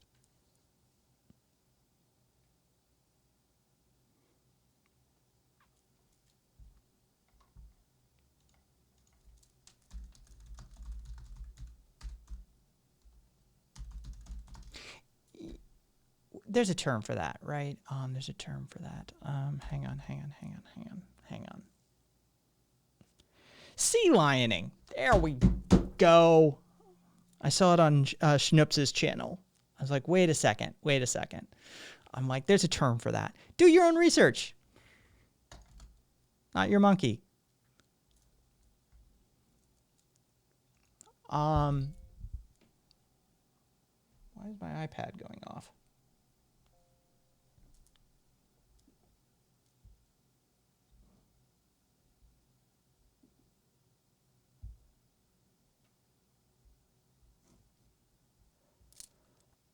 It's a streamer.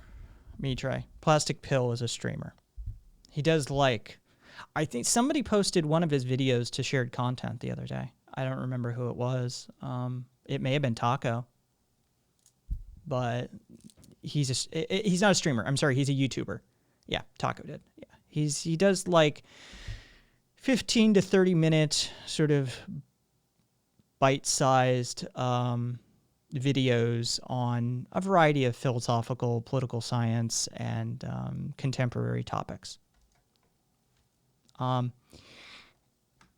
don't know whether he is an ANCAP or not. I cannot speak to that. If he is an ANCAP, I will state my constant statement. There is no such thing as an anarcho-capitalist. Anarchism and capitalism are inherently antithetical to one another. Capitalism is fundamentally hierarchical and authoritarian, and it opposes all that anarchy opposes. I'm sorry, it opposes all that anarchy is. So No crossover between the two. I can't speak to that. I don't know Taco. No idea. Or maybe Black Sun Zenith, which, welcome, by the way, was just walking in stating, I'm an ANCAP. I don't know. But either way, yes, there is my opinion as an anarchist for, I don't know, I'm over 20 years now, something like that. I'm older than I look. And so, you know. What? Why? Why is my fucking iPad continually going off here? What is the fucking deal?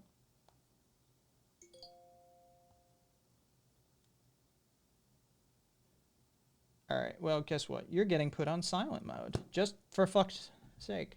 Stupid goddamn thing. Mirelurk patties. I dig it. Really, an ANCAP is just someone who can't spell a capitalist properly. Now, this is a message I can approve of. This is messaging I can get behind.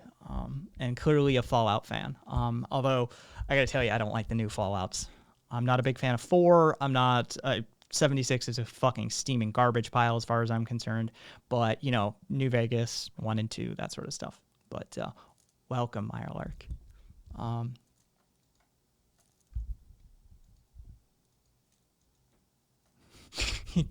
Cat, welcome to Ancapistan.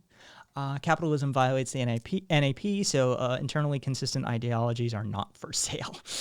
Yeah, no, there's no such thing as anarcho-capitalism.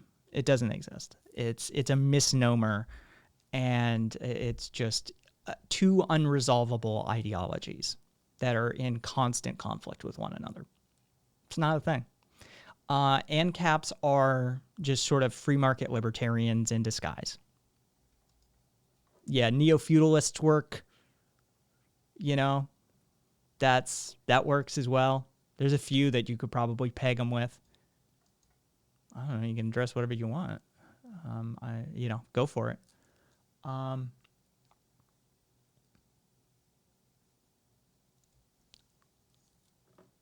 I think, okay, I just backed up. I think language is dumb, but it's what we're stuck using. I would, well, yes.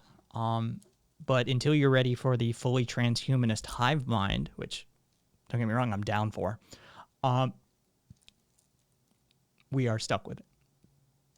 But this is why nuance in language matters, right? This is why we have to have these sort of discussions, and, you know, yeeting words is not the way to go. Reducing our ability is not the way to go. It's about a greater grammatical and vocabulary, grammatical lexicon that we can draw from. ANCAPs, let's see. Jesus Christ. Don't blame ya. It's mostly 3 in New Vegas that I got into. It's a shame that it had so much potential to actually critique American jingoism, and yet it doubled right back onto that. Bethesda doesn't know how to make a Fallout game. That's it. Bethesda has no idea how to make a Fallout game. That's my take on that. They don't know what to do with the IP correctly.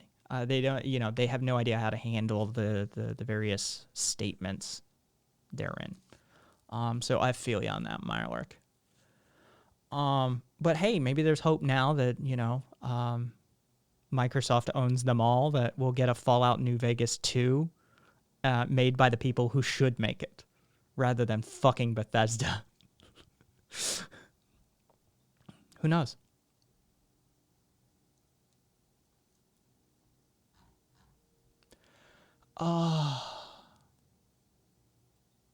My personal go-to, KJ, is anarchism is about a collapsing down of hierarchical power structures and a philosophical challenging of authority mechanisms. But it aligns close enough with what you want. So move forward.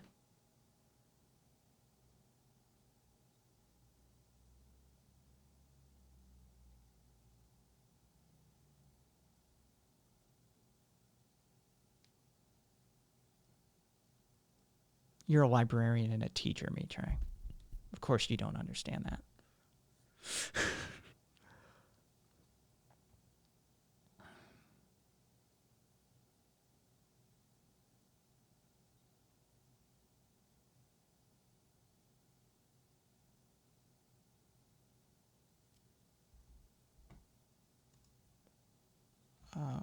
can I... Hang on one sec.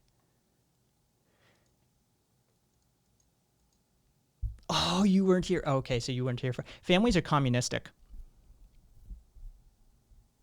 When run correctly, families are communistic. There's the hot take for you.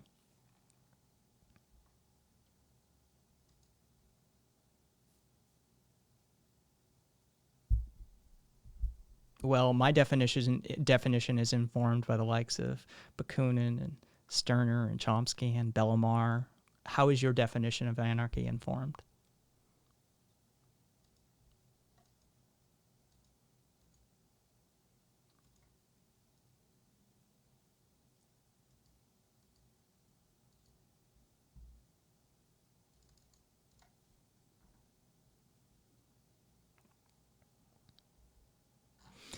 And even if I followed your definition, opposition and abolishment of unjust hierarchies, how do you not recognize that capitalism forms unjust hierarchies? It's not possible even under your definition, let alone mine. I just Googled it. My Google search is equivalent to your years of study. Don't worry, it's cool. You're like an anti-vaxxer Karen who just saw a meme on Facebook and said, well, that's equivalent to a medical degree, I'm sure. Even under your definition, capitalism is not compatible. I'll work off your definition. Capitalism establishes at its founding unjust hierarchies. Wealth begets wealth. Poverty begets poverty. Those with a majority of resources manage to wield authoritarian power over those who do not. It is an inherently unjust, and the system of capitalism is rife with inequity. There's no way to square that.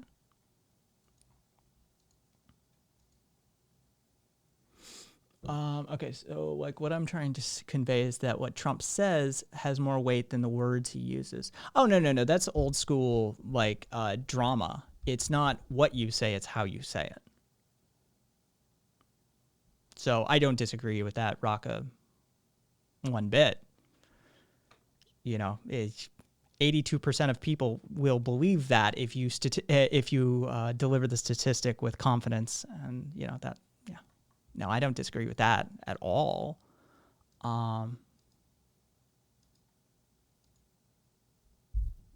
That, you know, yeah, how you say what you say matters a great deal. But I do think the words that come out of his mouth matter, especially when he starts espousing white nationalist rhetoric and white supremacy and shit like that.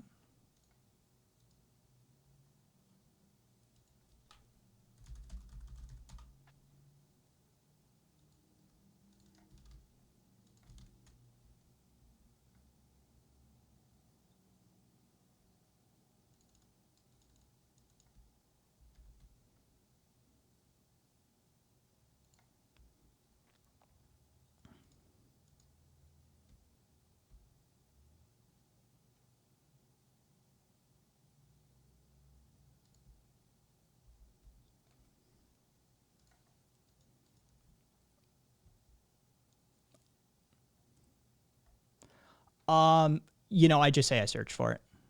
I don't brand label it. I do use DuckDuck. But no, I don't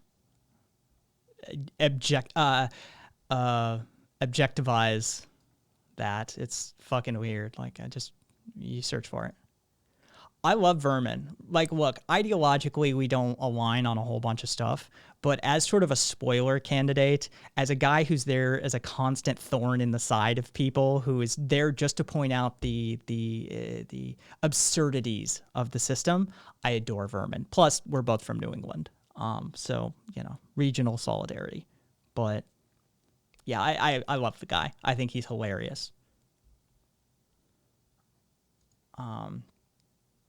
Oh, of course, Raka. The real can't even be described. Of course. That's why psychedelic trips are so difficult to describe. You don't have the language to convey that. but you should try. You should try to convey it. You do, you give it the old college try sort of thing. Like, we have to be able to, we have to attempt to share some of these experiences that we have as beings within this plane. It behooves us to do so.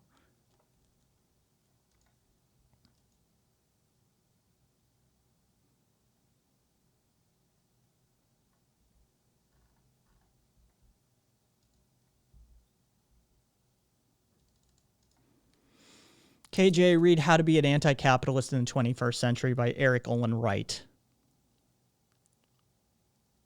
There you go. Because you're apparently stuck on this concept of like capitalism is somehow just and filled with equality and equity, and that it isn't an oppressive, authoritarian, hierarchical system that is rife with coercion. And coercion by a state that has a monopoly on violence. There is no squaring anarchism and capitalism. I mean, Jesus Christ, even a Wikipedia article on anarchism will tell you how difficult it is to square these things. And that sort of statement, I Googled it and wait, I want the exact language. Anarchists mostly accept the definition I laid down. It's a very quick polling of a largely independent, individualized movement and political view and ideology. So it's pretty impressive that you managed to poll like a few million people globally that quickly. It's capitalism doesn't square with anarchism. It just doesn't.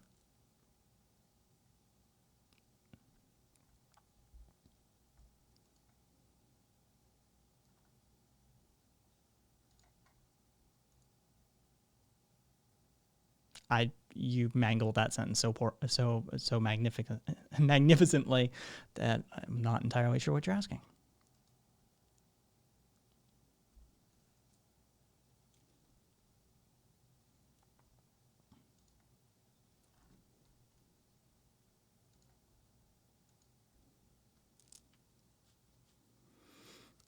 What about agorism? What about it? I mean, we passed that point, right? It's like rolling back to feudalism, though we're attempting to.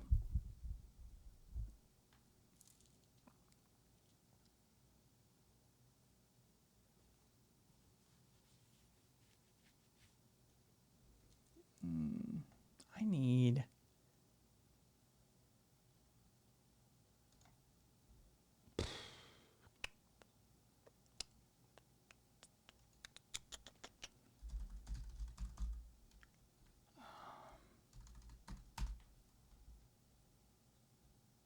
There we go.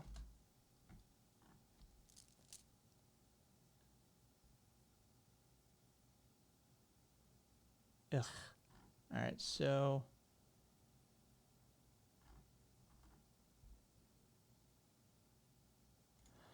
All right, so maybe Monster Cat.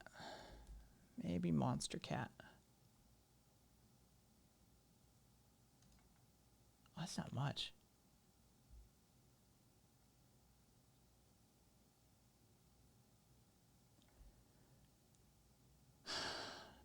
All right, I could do that. All right. Is there an anarchist manifesto somewhere? No. No. I mean, not a singular one, right? Conquest of Bread by Bakunin is definitely a necessary read. On Anarchism by Chomsky is definitely a necessary read.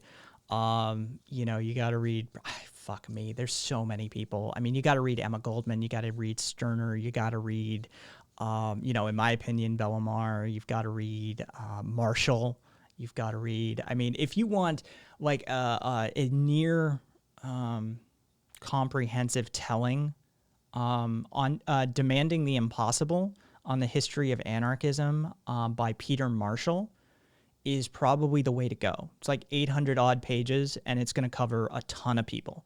It's going to cover a ton of eras, pre-European all the way up to modern, and it's going to give you as much information in a single book as you're probably going to find on anarchism that's ever been published.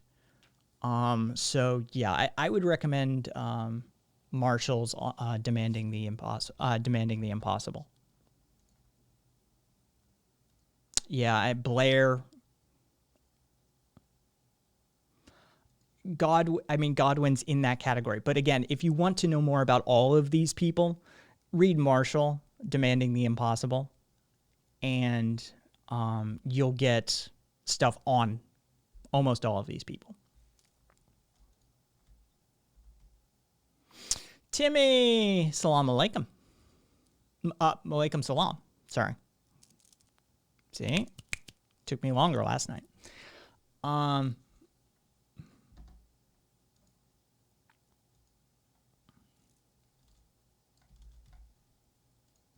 How you doing, Timmy?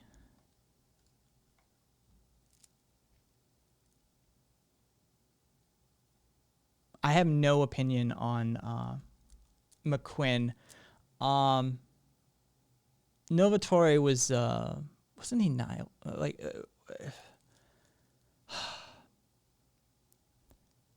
he was an individualist. So you know, voice is a little rough, tired, didn't sleep well, that sort of stuff. But, you know, I'm kicking. My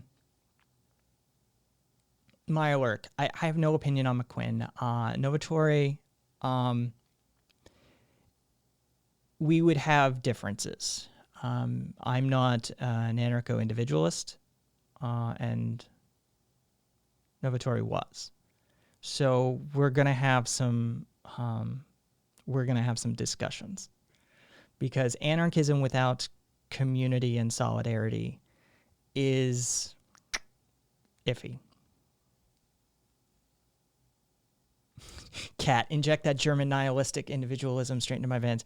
I was thinking about that. He was a nihilist, right? Like I like it was just floating in the back of my head somewhere. I'm like, Novatore was nihilist. Yeah, because it means you don't have to answer to anybody, and it appeals to your sort of greed, and it appeals to ego. Anarcho-individualism appeals to ego.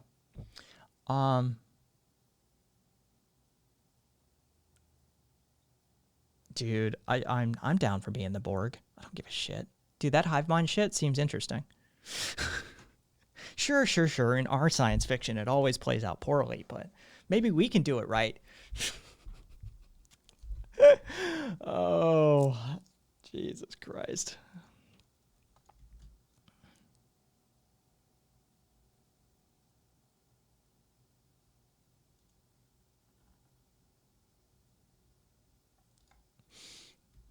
Oh, yeah.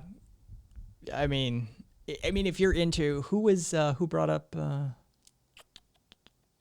it was Meyerwerk that brought up Novatore.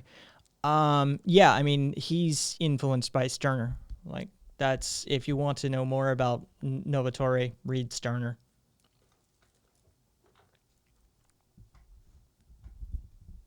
Again,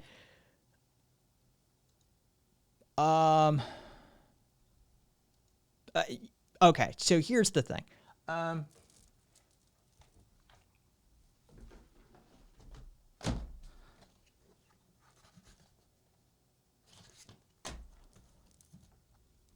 This is the book you need. Okay. Yes, it's a bet. Okay. Yes, you're going to have to spend money to buy it, more than likely. Sorry. But this is the book you want. All right. If you don't want to do individual book studies, broken down into regions and eras and people. And I mean, the German communists and the Asian anarchists, and tire sections on Kropotkin and Bakunin, and Jesus Christ, it's a giant fucking book. Peter Marshall, Demanding the Impossible, A History of Anarchism. This is the book you want if you want to start your journey. Now, if you find somebody in here and you're like, oh, wow, that seems really interesting. I think I want to know more. Well, grab the source text.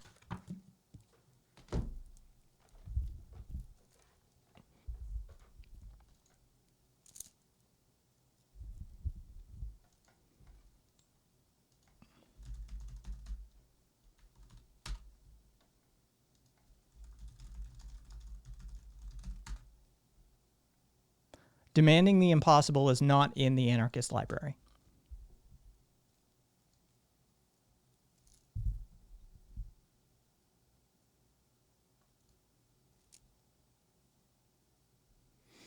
Oh, Graeber. Bullshit jobs. Yep. I just reread his his essay that was the origin point.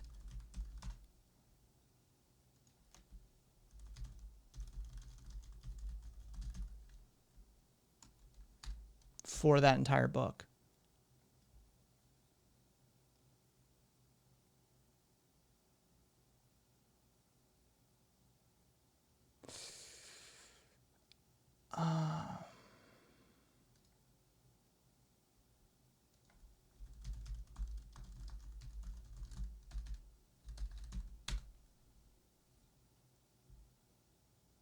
Nope.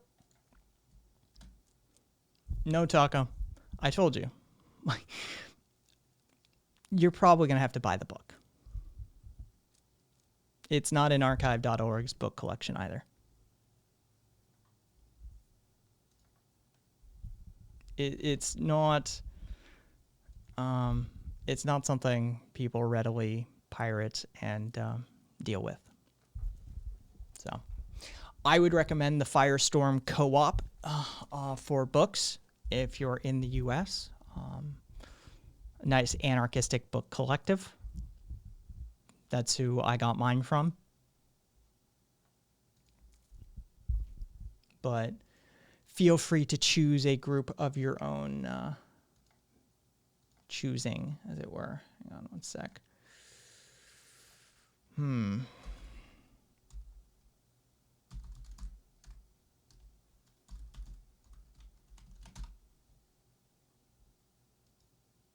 This is why you do the big brain thing and just read 40 different theory books.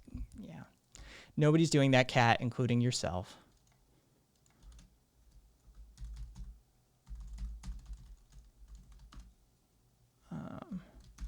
Bear with me here while I do something. Okay, I don't need to.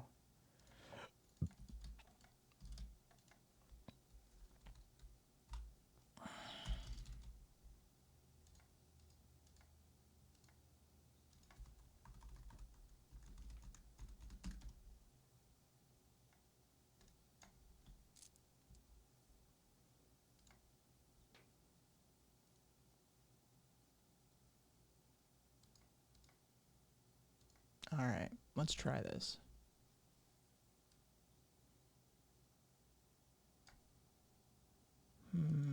Yeah, I'm going to do that.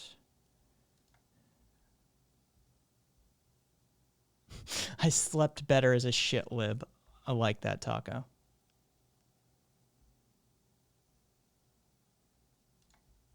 Go for it.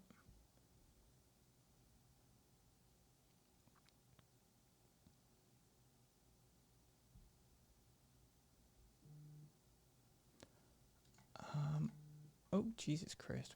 Bunch of them. All right, cool. Activated. All right, now how the fuck do I use this shit? All right, add my channel. I am the owner. Oh, content, Twitch. Do you like to skip? Yes.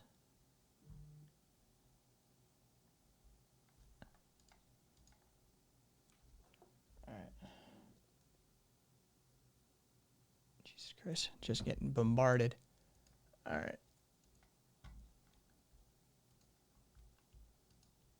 How? There.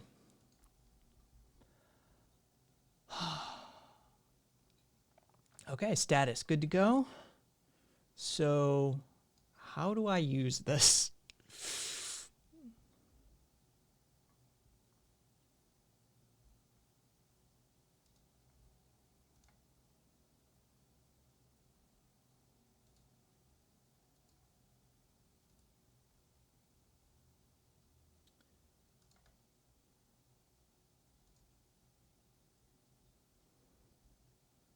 Okay, hang on. Catalog view, genre, apply.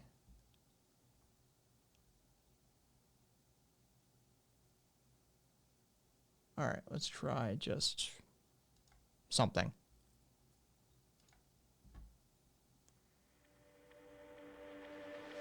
You lift me off of the ground.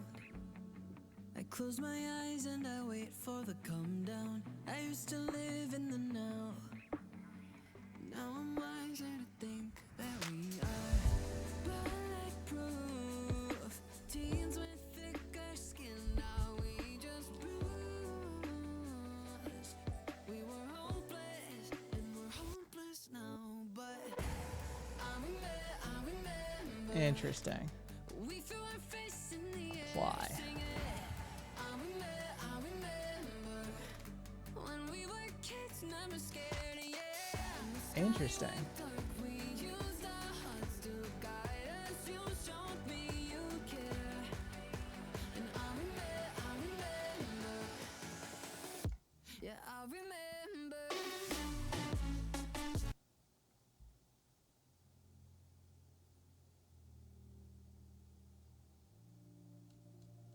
All right, we'll see how this works out.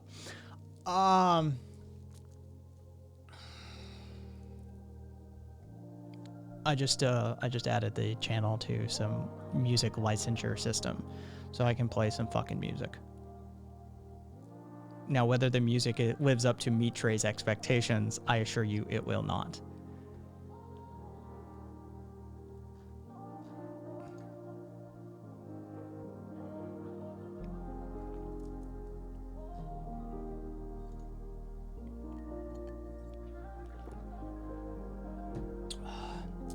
Some, not all. This is why I recommend things like Demanding the Impossible. You know, and then dive in.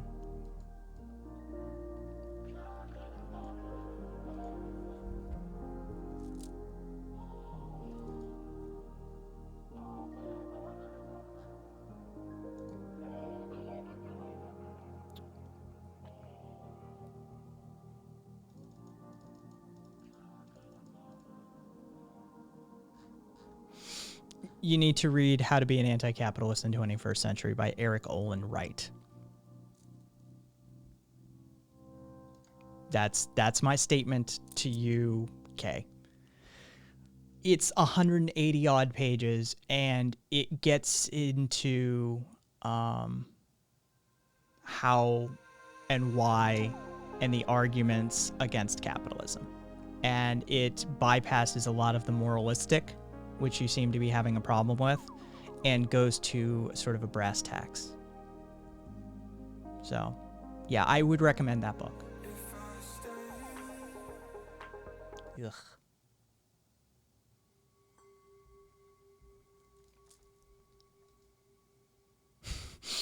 Oh, look at a budding romance. Are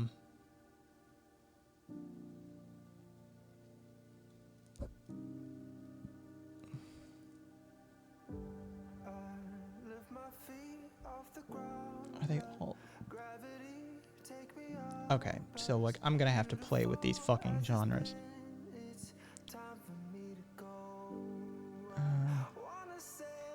How is this? This doesn't even fit the fucking genre. Ooh. I'll take that.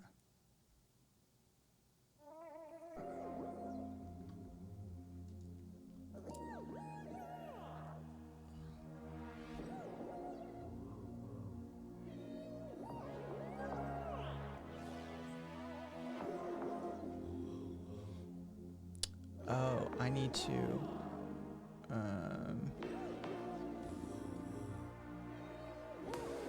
licenses.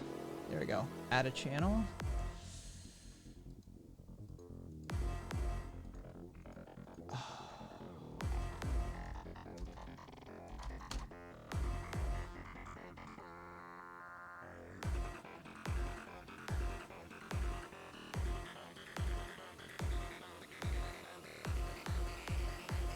I think maybe that.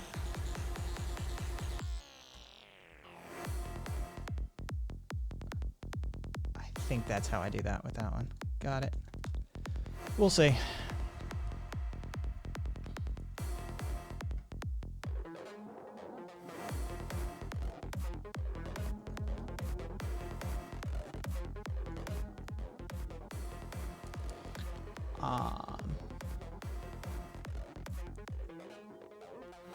You know, infected mushroom.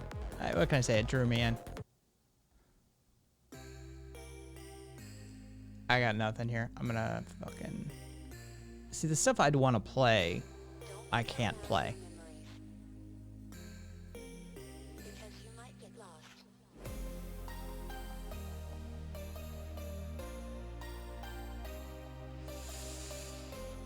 Oh.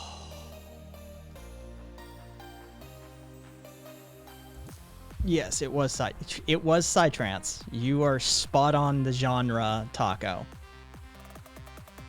It still is Psytrance. I mean,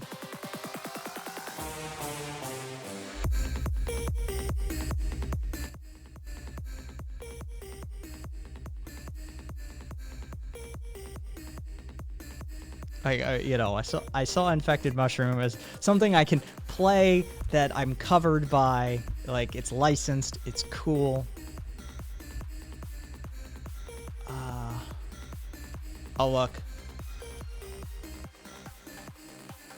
No. Oh, wait, hang on. No, I don't have any Taiko. Sorry, Raka.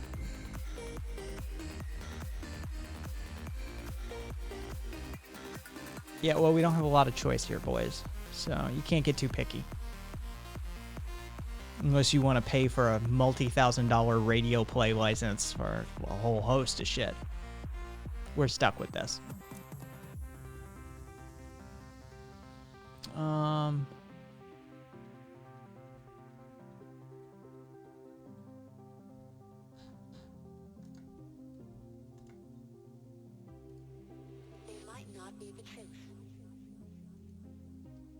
Could listen to some Scooter.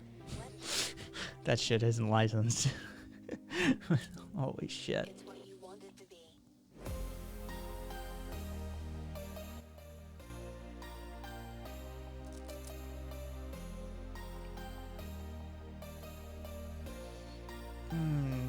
So let's look at chat here. What are y'all up to? Actually, let me check where my package is. See if it's actually made it to my state. Nope.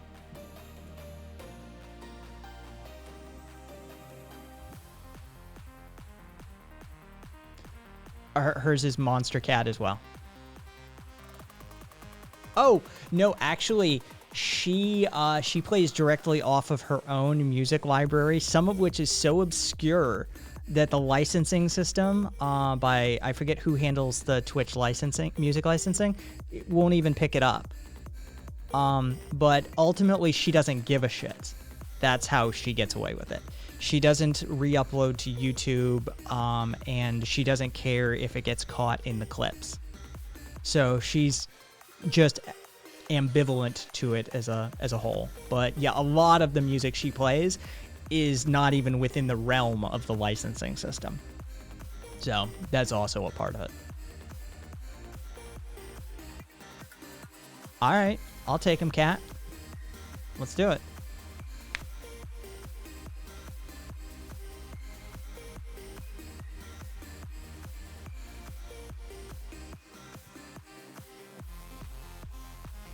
Yeah, except I hate death and black metal. I'm sorry. I just don't enjoy it.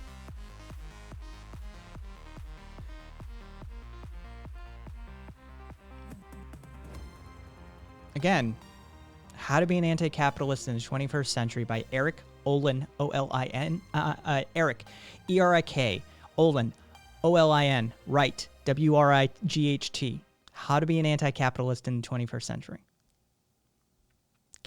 It will explain to you, as he put it, I think as nicely as he could, that book was written for a non-academic consumption. And so he will lay it out for you, the arguments and justifications for modern anti-capitalism and how it is inherently coercive.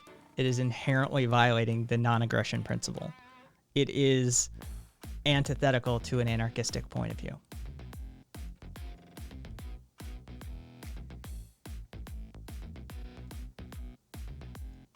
I don't really watch... I like Schnoop's music, but I don't really watch gameplay, and she changes to Future Funk for Theory. I'm just being picky, though.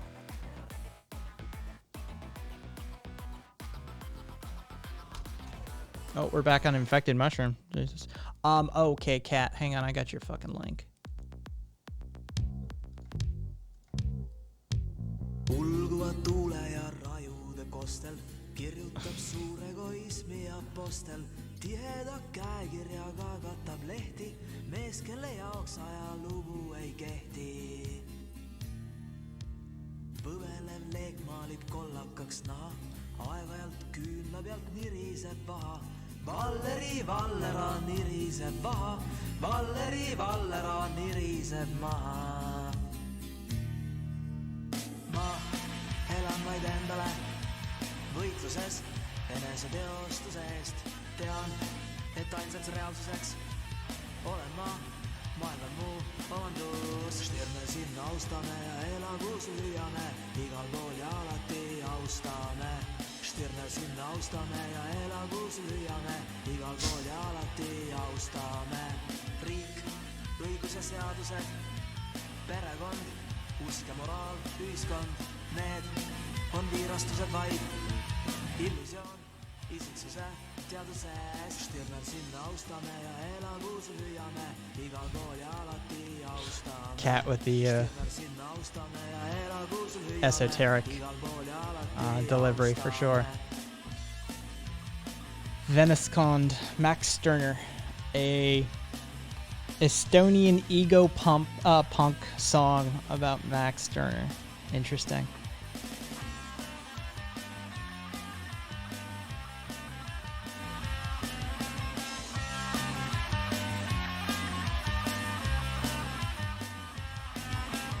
On meil kõigil juhiseks, midagi ei ole must kõrgemat ja igaüks ise on kõlbluse ja õiguse allikas. Stirner sinna austame ja elagu süüame, igal pool ja alati austame.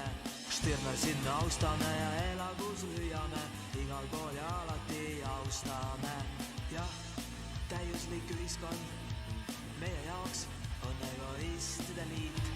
See saabub kui praeguse purustanud. One of the comments was the good thing about this kind of music is that you can never sing it worse than the actual vocalist at karaoke.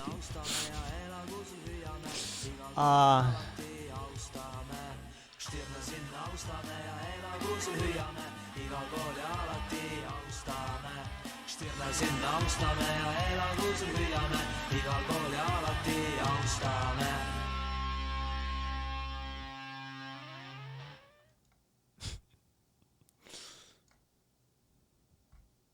Oh, Lord. What do we got here?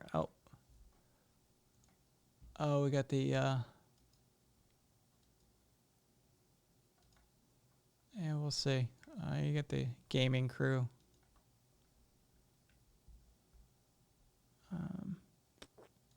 Wrong window. There we go.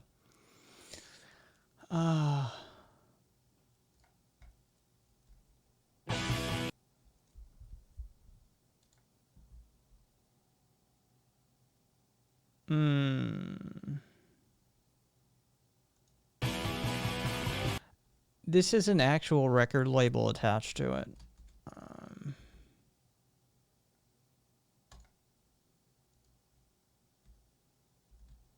Yeah.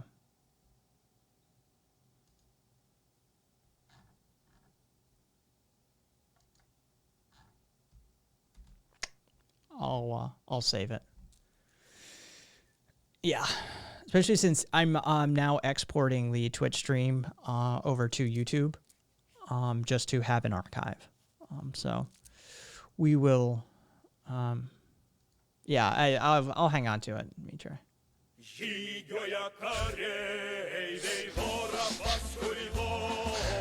How? Where? Cat, you are.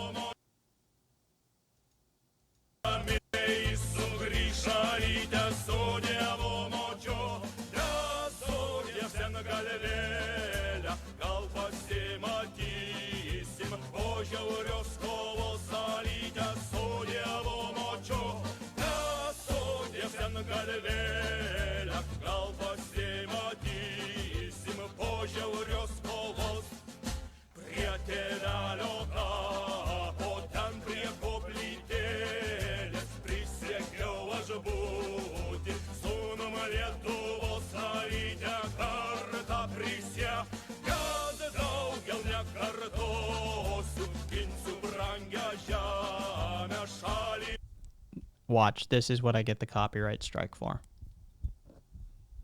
Watch. That will be funny.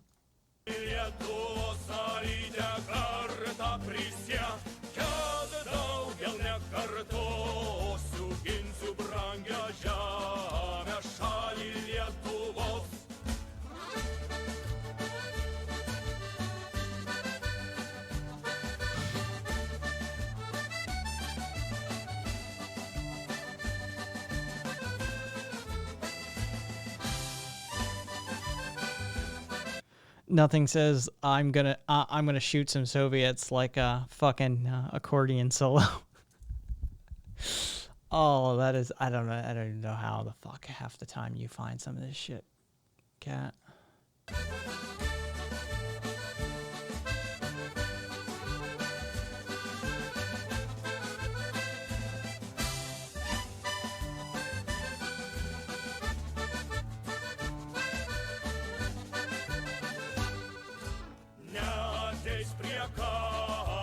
You couldn't beat Lithuania? Oh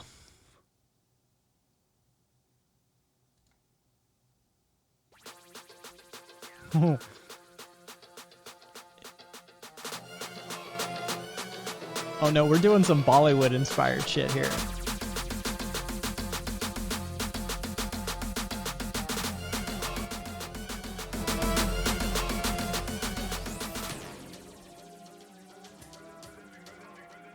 Go for it, Brooke.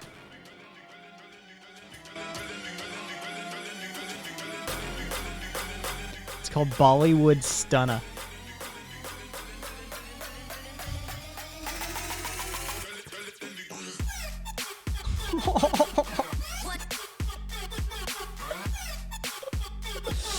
Oh, Lord.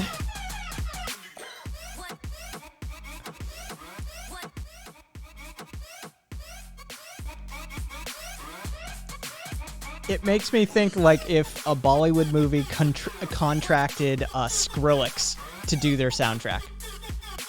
This is what it feels like to me.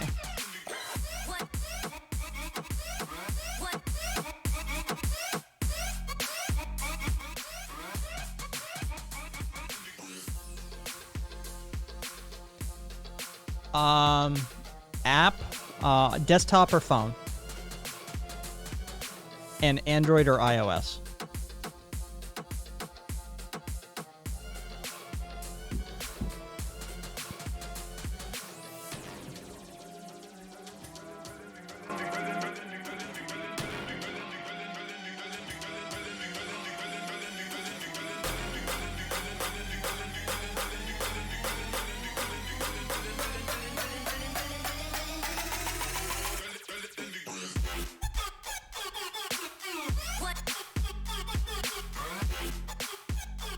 musical interlude.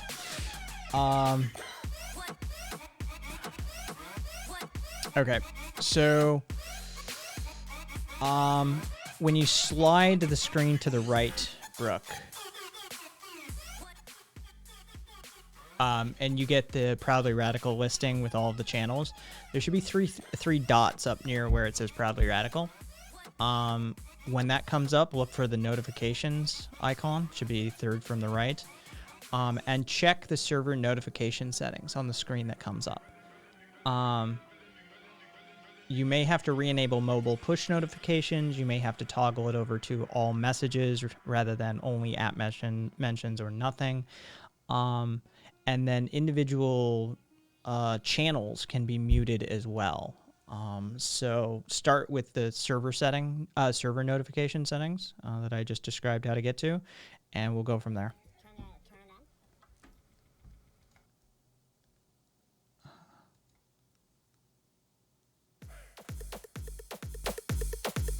Same artist.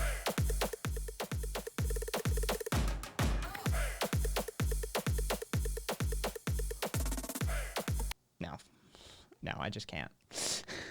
By the way, that all fits under a genre called Moombaton.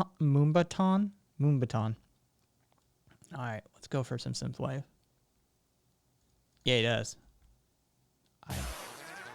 Oh, Jesus Christ. Tanakh. Which is a banger, don't get me wrong. That thing is a banger. But, yeah, like reggaeton, but from Mumbai. I believe. Apparently I had all text channels muted. There you go, Brooke. I do believe. That is what we were dealing with.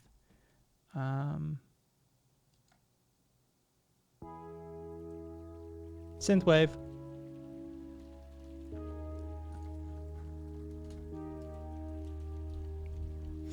All right.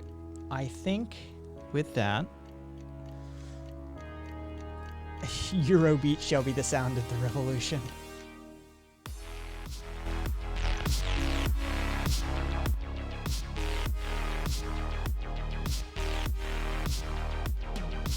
All right.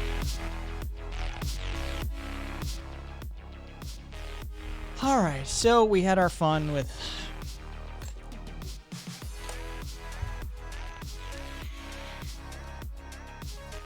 all right, let me turn that down just a little. So you can tell I checked out partway through that conversation, right? Like, I don't know what Kay's deal is, but that was just absurd. I tapped basically, sock dem brain, says Cat. I guess I tapped after the marriage stuff. Like the fact that he couldn't divorce the concept of a cultural marriage versus a legal marriage. I fucking tapped. Like that was my breaking point.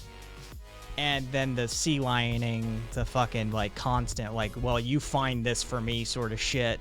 Like, fuck off. At a certain point, yeah, you guys just kept interacting. And I was like, yeah, I'm just going to do other stuff because I'm done with this already. This is ridiculous. Like, I Googled anarchism and I find that the majority of anarchists in the world disagree with you. I'm sorry, what? Guy who has read literally nothing on anarchism, apparently, did a Google search. Cool. Yeah, good to know. Never mind the fact that even Wikipedia disagrees with him. Sure. But he did a Google search.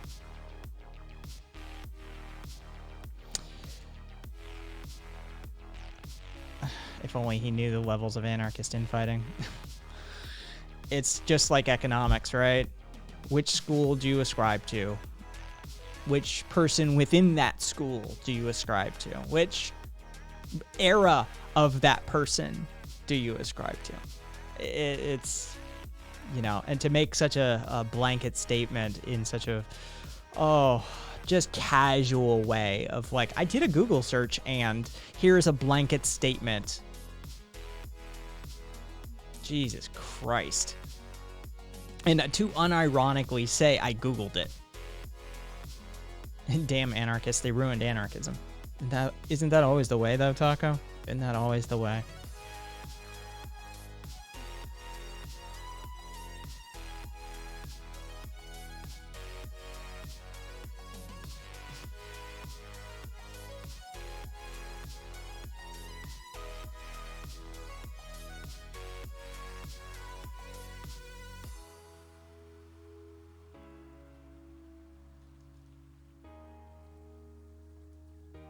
Cool.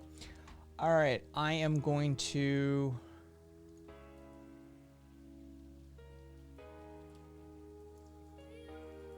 Interesting. Oh, okay, that's... I get what it is.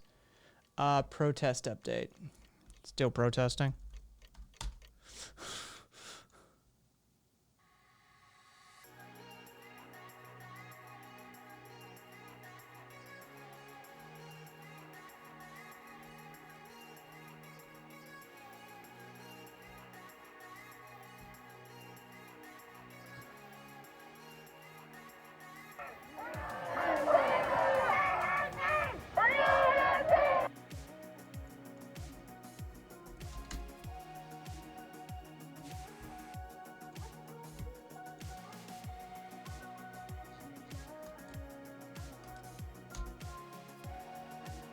Interesting. Well, that's fascinating.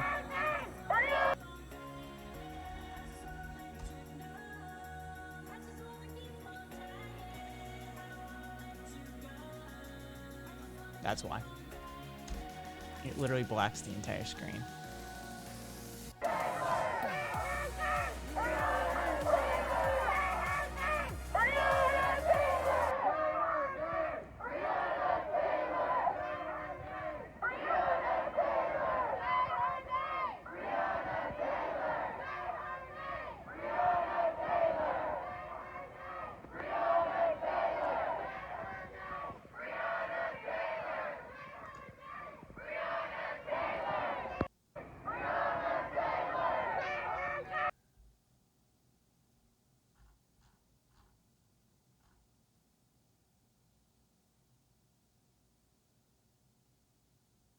It's just generic riot footage.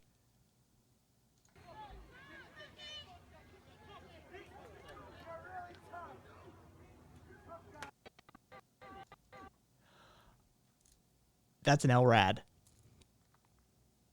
You see the thing above the light? That's an LRAD. That's an acoustic, less than lethal device that can cause permanent nerve damage. It could be the hatch, but it looks like an LRAD.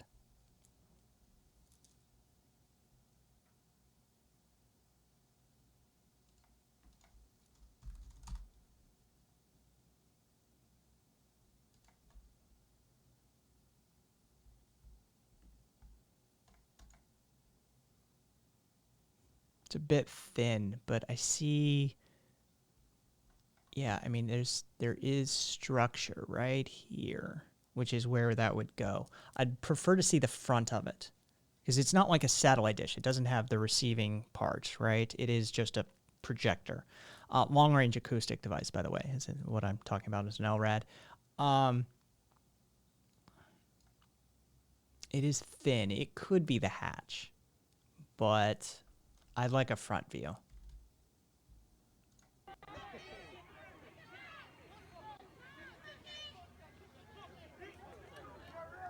Cat saying, man, I fucking suck at understanding crowds. It's a learned thing. It really much is an experience sort of situation.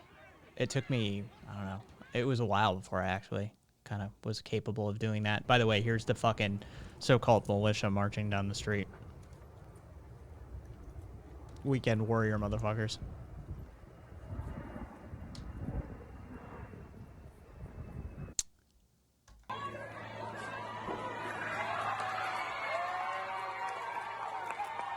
That's the boarded up courthouse.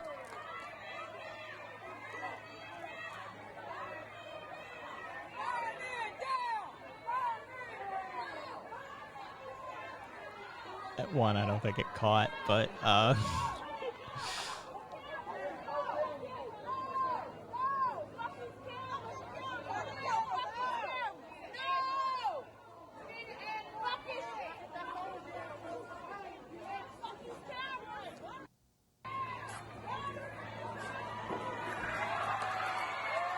here's Portland. The anarchist jurisdiction that is Portland. Trademark.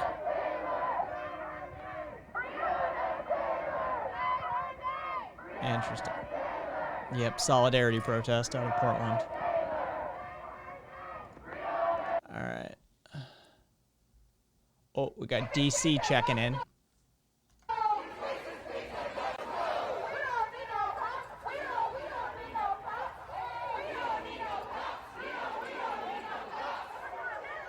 Oh God, don't let Kay hear that. Fucking JK come in here and fucking talk about how he needs the police. Oh, we got Chicago.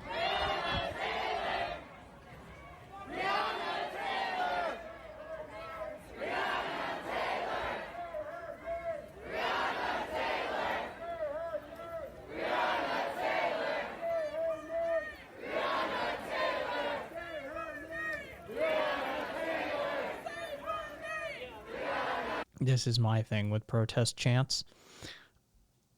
My brain at a certain point, just like this sincere repetition of that sort of becomes, I don't know, like a hammer on my psyche. And it's just like, I can't hear them say that another time. It's always been my issue, even when I was protesting. It was like, oh my God, I can't do this one more time. Can we say something new?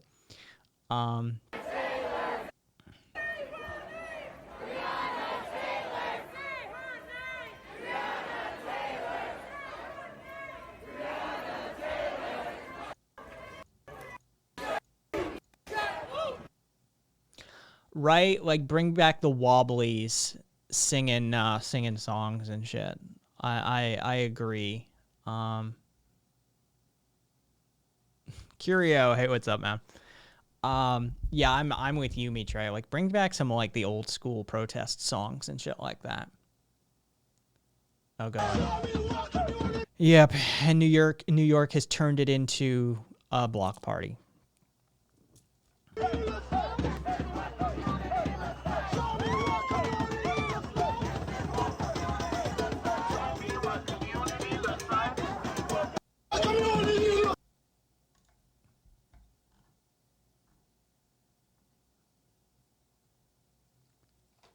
Three of my friends just got arrested in Louisville, and another is in the hospital, literally just heard. Well, they shouldn't have been out there fucking stirring up trouble, Curio. What are they doing?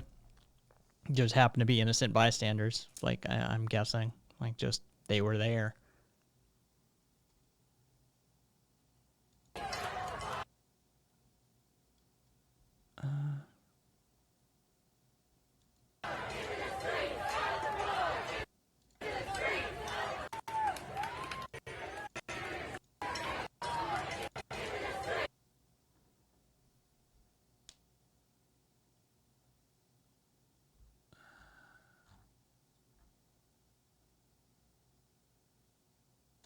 DC.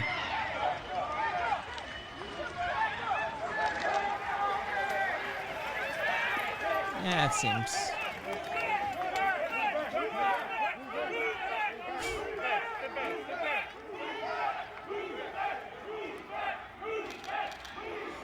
Yes, who showed up for war again?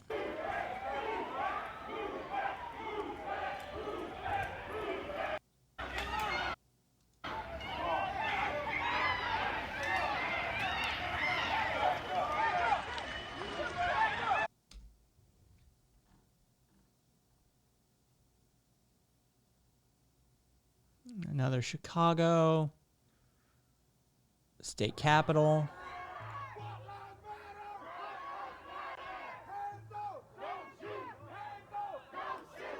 Yeah, the hands up, don't shoot thing doesn't work. They shoot you anyway.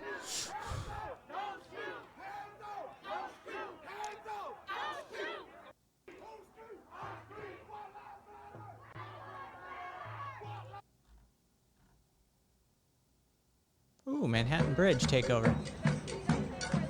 Dude, New York just turns it into a block party every time.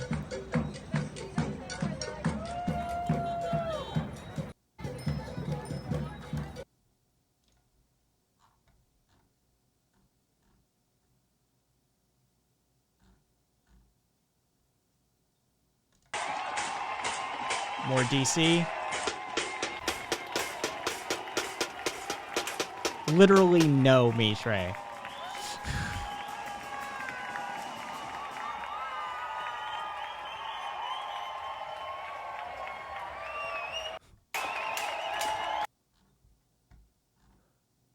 Oh, I love him. Dude, Cat Williams needs to do some more fucking stand up. I don't know what happened to that funny little pimp, but interesting. Thanks for notifying me. I have issues with it. More DC, more DC.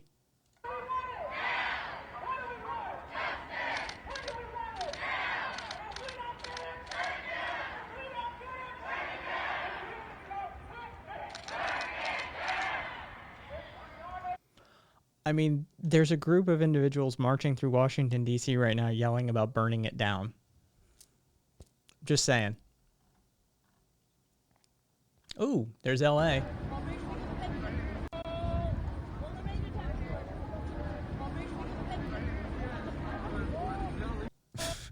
Why does that feel so L.A.? Yeah, PT is physical training. I'll answer that for you. Just sort of meandering through the street. So LA. Just sort of, well, we're here. Maybe we'll grab some carne asada on the way through. Everybody else is like focused and marching and yelling, and LA is just like, we're here. I can appreciate that. Yeah, basically just normal LA, says the LA dude. We're here, we're queer, we don't want any more bears. Yeah, I've never been into the bears, but hey, more power to them.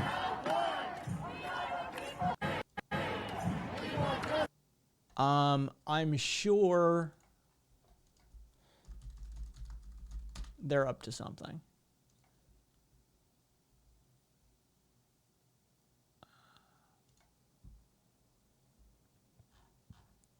You're telling me you motherfuckers don't have somebody out on the street live right now?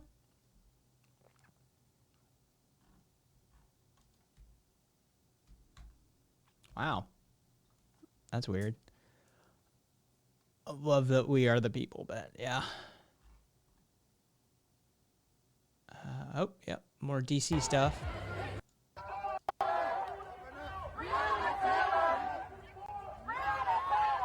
Filmed on a potato.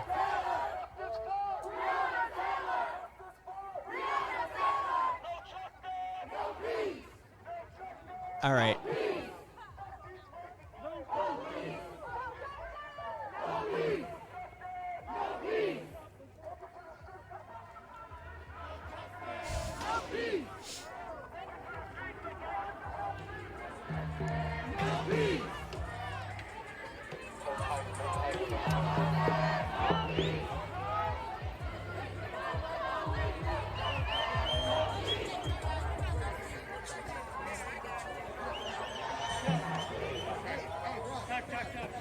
Yeah.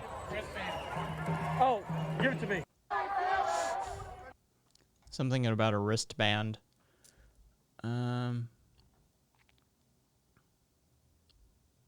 Jesus Christ. Pull your fucking mask up.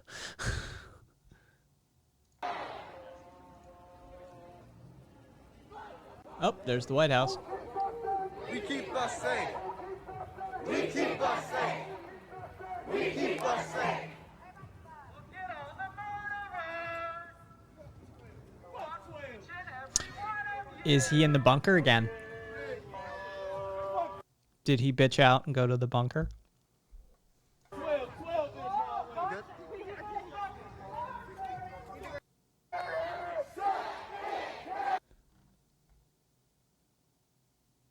Oh, ATL checking in.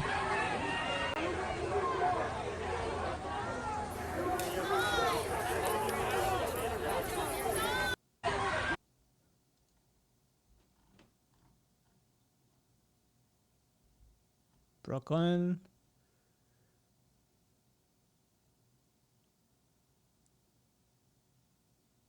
Love it.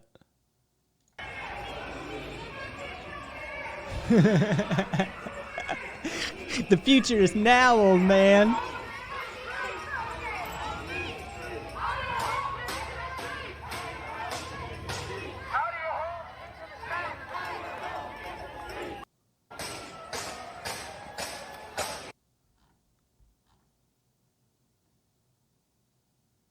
DC, NYC. Ooh, wow, that's a crowd.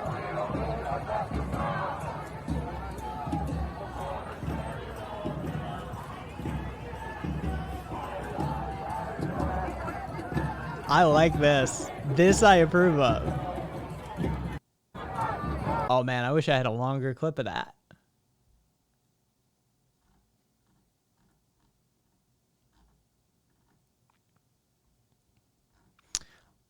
That was NYC. That was crossing the Williamsburg Bridge.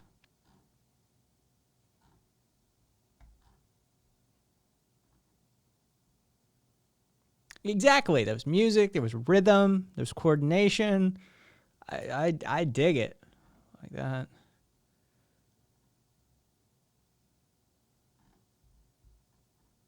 Not quite as old timey as some of the wobbly songs and shit like that. Some of the old school protesters would use, but you know,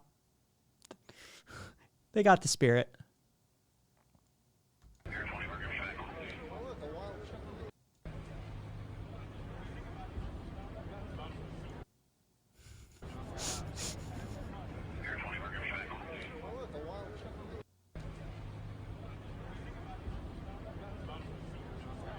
See, that's my take too as well, Kat. I like take the block party out of it, but keep the happy solidarity, right? Like I feel you on that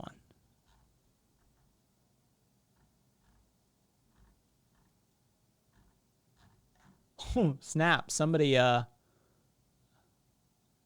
doing it.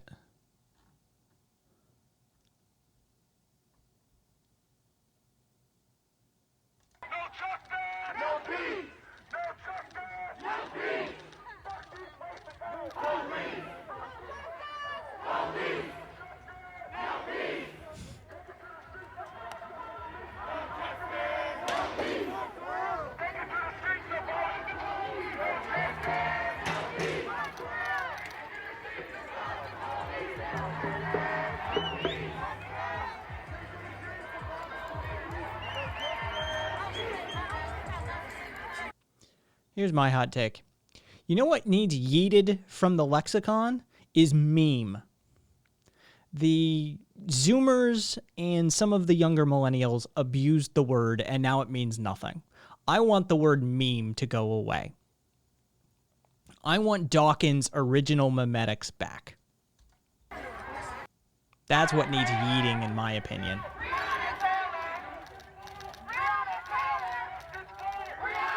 Doing it for the memes. What? Oh, I like light work. I like projected light work. It's a great form of protest.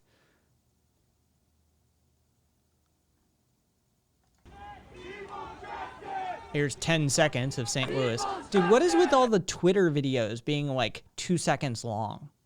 Does Twitter have like a video upload limit or something like that? Because it's just fucking miserable.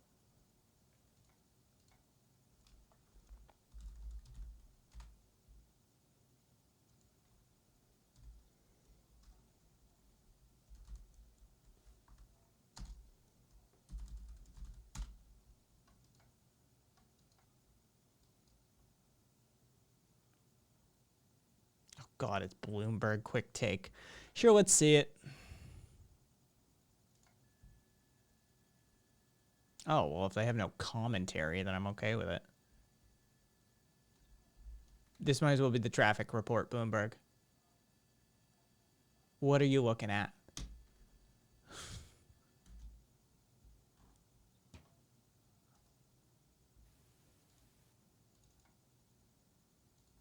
Oh, yeah, let's check the chat. That's going to be toxic as fuck.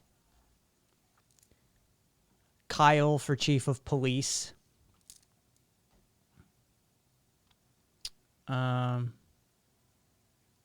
Okay, so they're probably recording on Snapchat, which is only like a 10-second video, and then putting it on Twitter, at least the people who are walking recording. That's what I'm thinking is happening. Thank you, Brooke.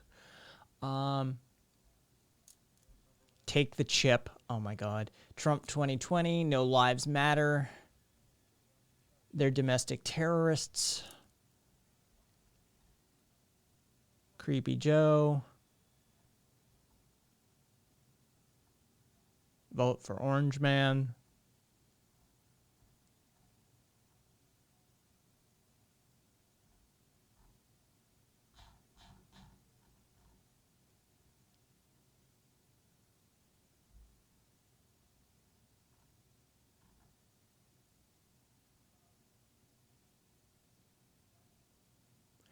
By the way, this is not a large crowd.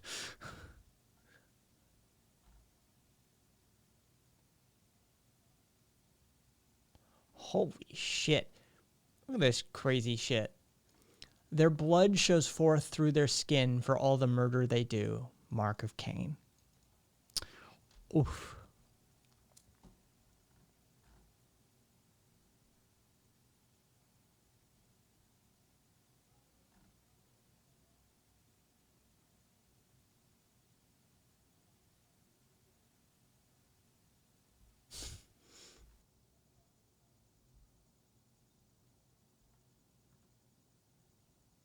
Is anybody actually in Louisville? Hey now.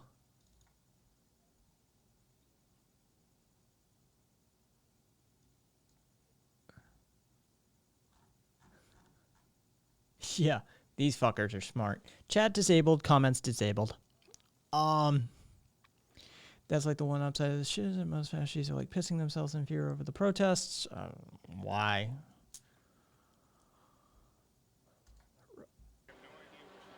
Yeah, somebody get on the fucking ground, for Christ's sake. Yeah, I think this is from Adam. Who you with? So I'm independent, but I'm on contract with an outlet. Oh, you guys want to suffer? Here, let's suffer. Masochism time. Bringing you back with the Fox News alert, we can confirm now that a police officer has in fact been shot in the riots in Louisville. Disgusting. Demonstrations and chaos have been going on in that city since early this afternoon when a grand jury reached a verdict in the Breonna Taylor case. Matt Finn is in Louisville for us right now and joins us. Matt? Tucker, that shooting happened a distance from us, so we don't have any eyewitness information to bring you, but we're going to keep you updated on that Louisville police officer apparently shot here tonight in the city.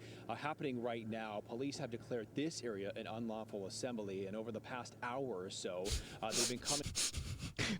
Police have declared this area an unlawful assembly as they burn shit right there. Our boy Tucker. Over the loudspeaker, warning people to clear the area because they started lighting fires, some of which you can still see. They started throwing objects at police. Love it. And police. All right. College on a large crowd and shots fired in the area. As they were deploying to investigate what was going on at First and Broadway, shots rang out and 2 of our officers were shot. Okay, so first I want to point out that this tubby little motherfucker right here is out of breath, having just walked up to a microphone. Both officers are currently undergoing treatment at University Hospital. One is in alert and stable. The other officer is currently undergoing surgery and stable. We do have 1 suspect in custody. That's all the information I currently have. I'll take any questions briefly. How concerned are you about those officers and the safety of more officers and the citizens on the streets tonight and in the days to come? So if I understand, Atlas tucked. Oh, why can't you melt like this? I came up with this title for an objectivist transsexual the other day. Atlas tucked. Nice. your question correctly, it's how concerned am I? Obviously, we've had support. To my knowledge, they are both non-life threatening. That's about as deep as I can go right now. Do you know where they were shot? We're not releasing the names of the officers at this time. Do you know where they were shot? Thank you guys. Thank you guys. Thank you guys. We Thank you. appreciate it. Thank you guys.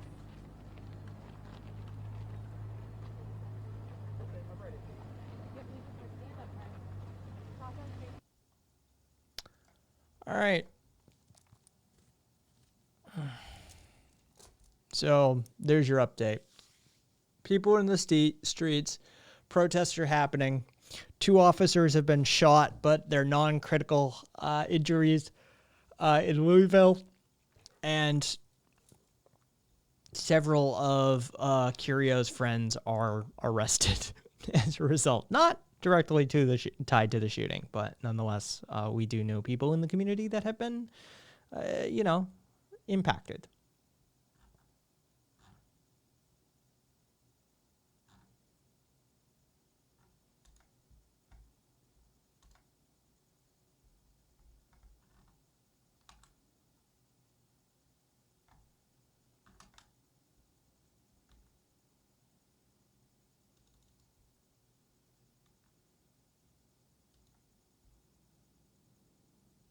Yeah, Curio Bros. God damn it, Twitter. Louisville Metro officially places the city under a curfew beginning at 9 p.m. until 6:30 a.m. So the city is firmly under a curfew right now. Nothing like some martial law to get things kicked off.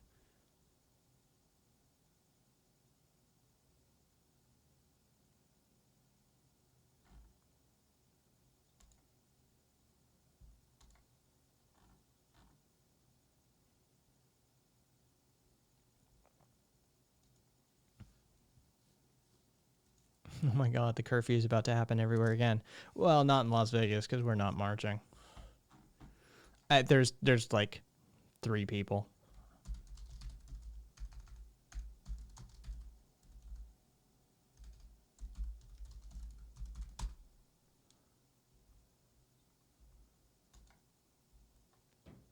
All right, so Container Park, got it.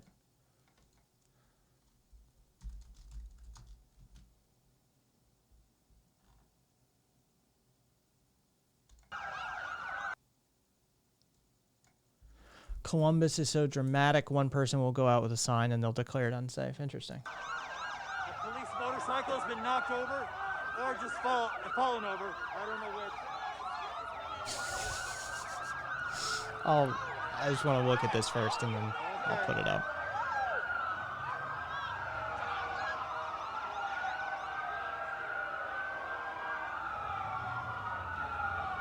And this doesn't show shit.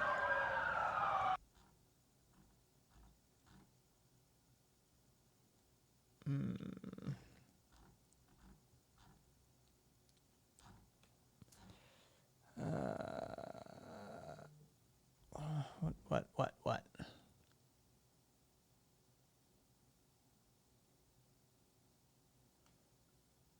Oh, video's in the way.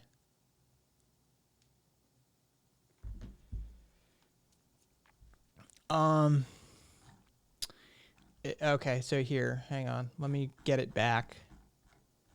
All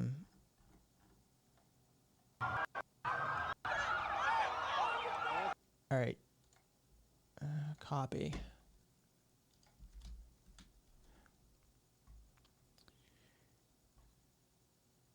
A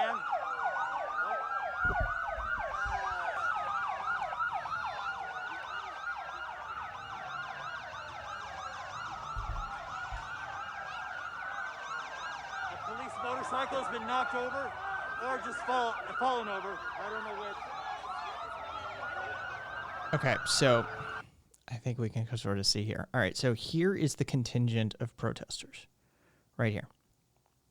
Now, the dude who they just tackled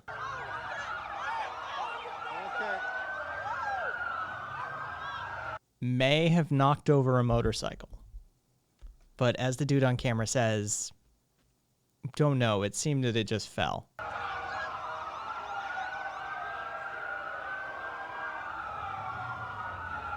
And I assure you a lot of this is foot traffic. Because Vegas is open.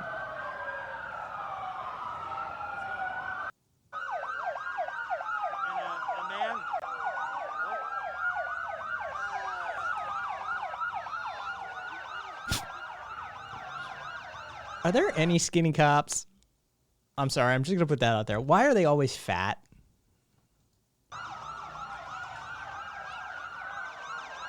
police motorcycle has been knocked over or just fallen over. I don't know which. Police motorcycle's been knocked over. It has fallen over. It has been knocked over or has fallen over. I'm not sure which.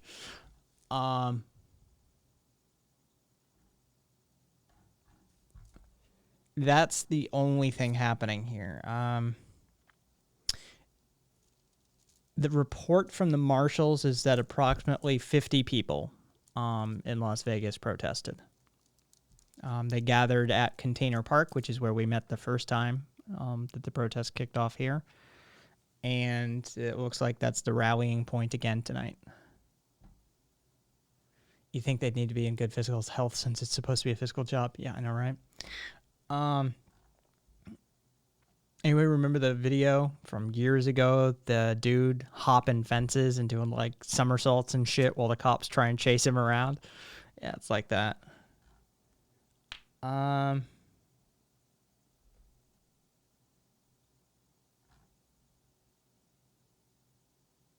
Go!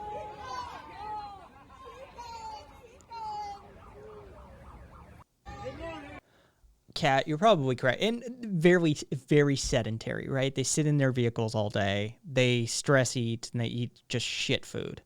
So yeah, I think you're correct, Kat.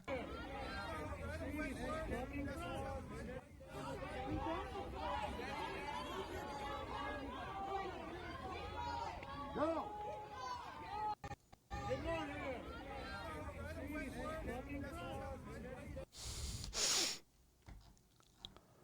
Yeah, there's nothing really fun coming out of Vegas. I'm sorry. That's just how it's rolling. We don't do much.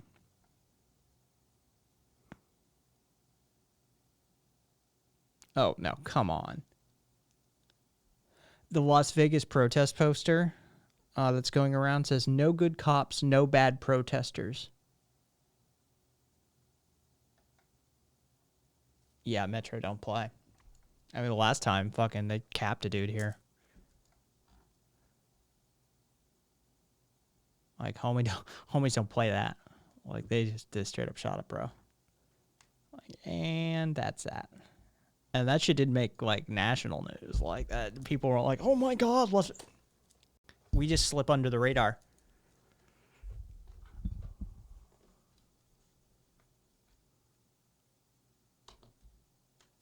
Done for you, Kat. Automatically. Yeah, let me see.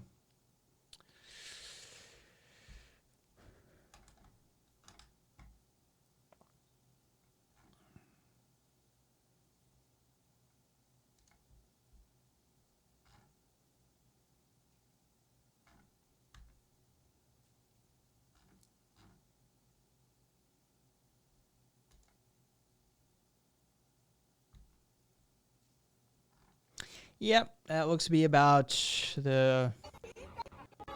Oh my god, Twitter's fucking media player is goddamn stupid. Yeah, it looks to be somewhere around 50 people marching around here. I could try and check a traffic cam and track them down, probably.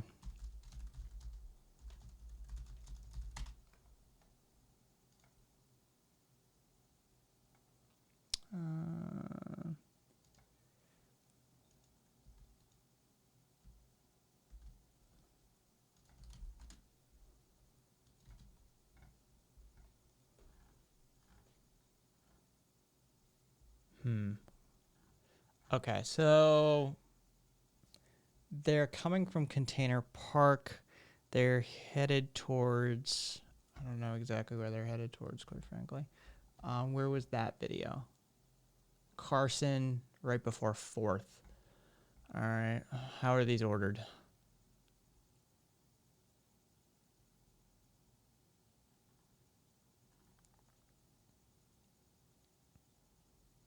Apparently 300 people were protesting there in Columbus, but it's very much died down now. It's 11:30. I'm surprised I haven't heard about it at all until now. Says Brooke. Brookie.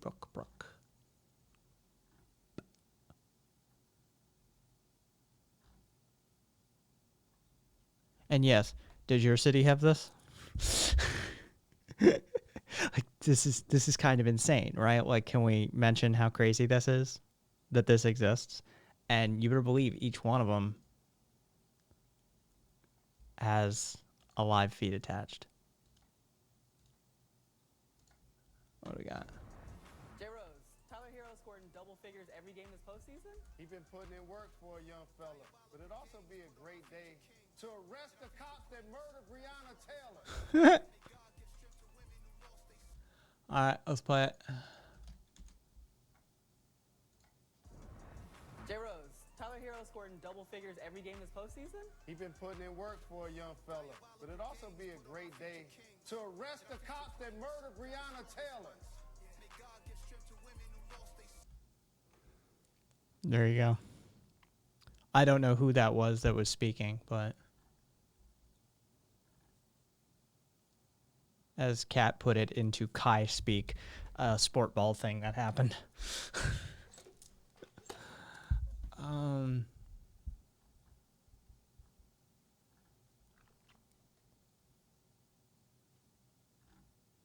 are these? These are not ordered well.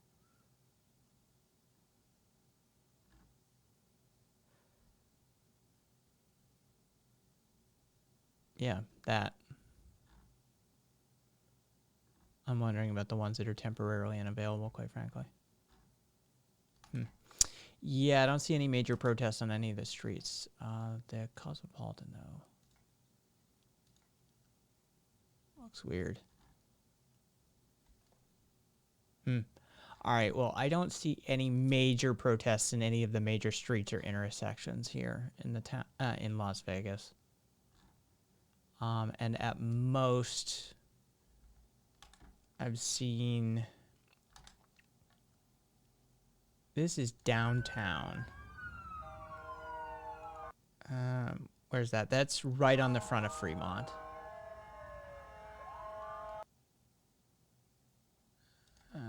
Copy link.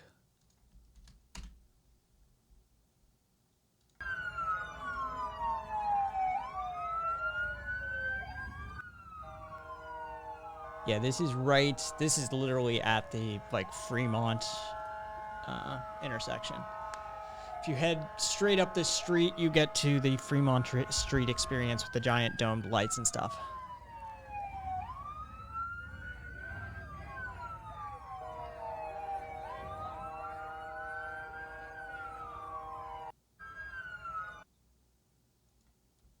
So that's what Vegas put out for it.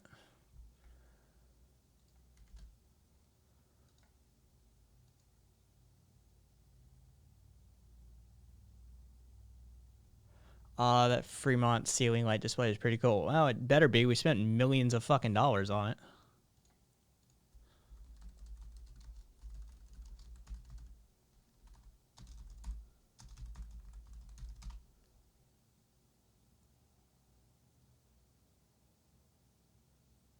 $32 million. $32 million is what we fucking spent on that shit.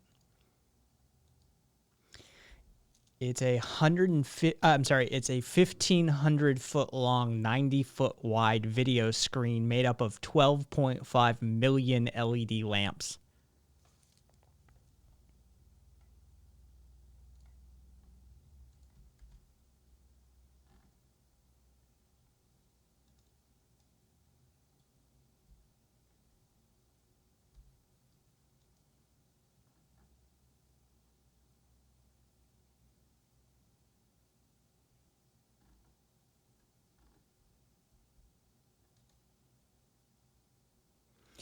Yeah, no, Mitre. I'm pretty sure we subsidize that shit. We usually do.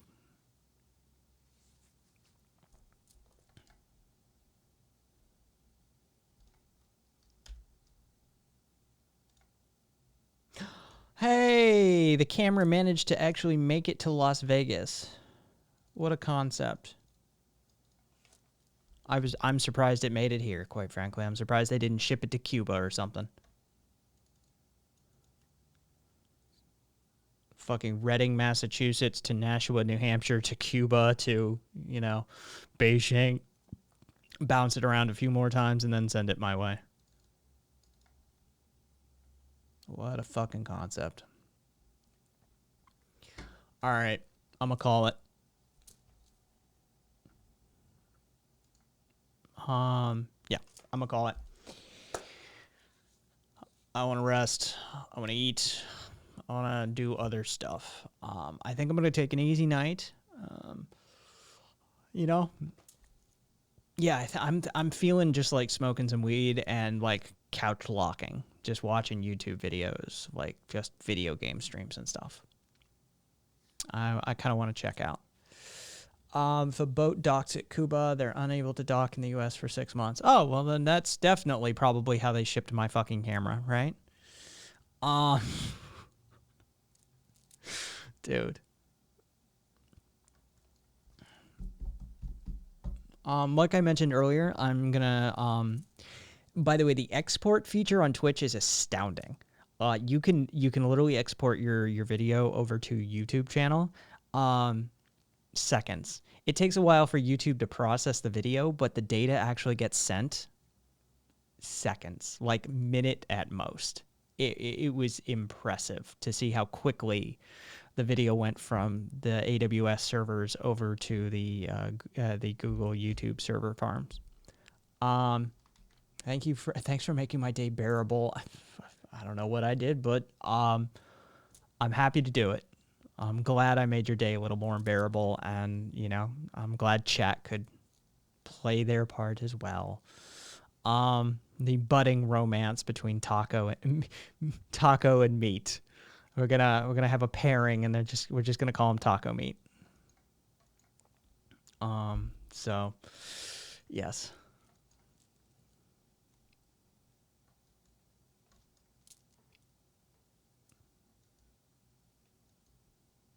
No, it's Taco Meat. It's not Meat Taco. It's Taco Meat. Your ground beef with cumin and chili powder. Taco Meat. Either way, yeah. So vegan tacos are not revolutionary. In the future, you'll be able to go to the Proudly Radical YouTube channel and watch like the VODs of the streams. So I've already got 5 of them up there. I don't know if they're published yet. And, you know, I haven't shared the link or anything like that. But it is happening. So we will have sort of a permanent, semi-permanent cache of these videos as they get populated. So Kai Singh's got... soy meat is not pretty baller. Look, I eat, you know, soybean and, you know, tofu and stuff like that. Soy meat is not meat, and it is not baller. Sorry. I'm sorry, vegans. I'm sorry, environmentalists. I'm sorry, leftists. You know what is fucking baller? Like a rotisserie spit roasted whole hog. That's fucking baller. Go to the Philippines. Yeah, you did. The lechon in the Philippines, that's baller. Soy, no. It's passable. KaiSthings.com, KASthings.com. I hope you're as well as you can be. Till next time, guys.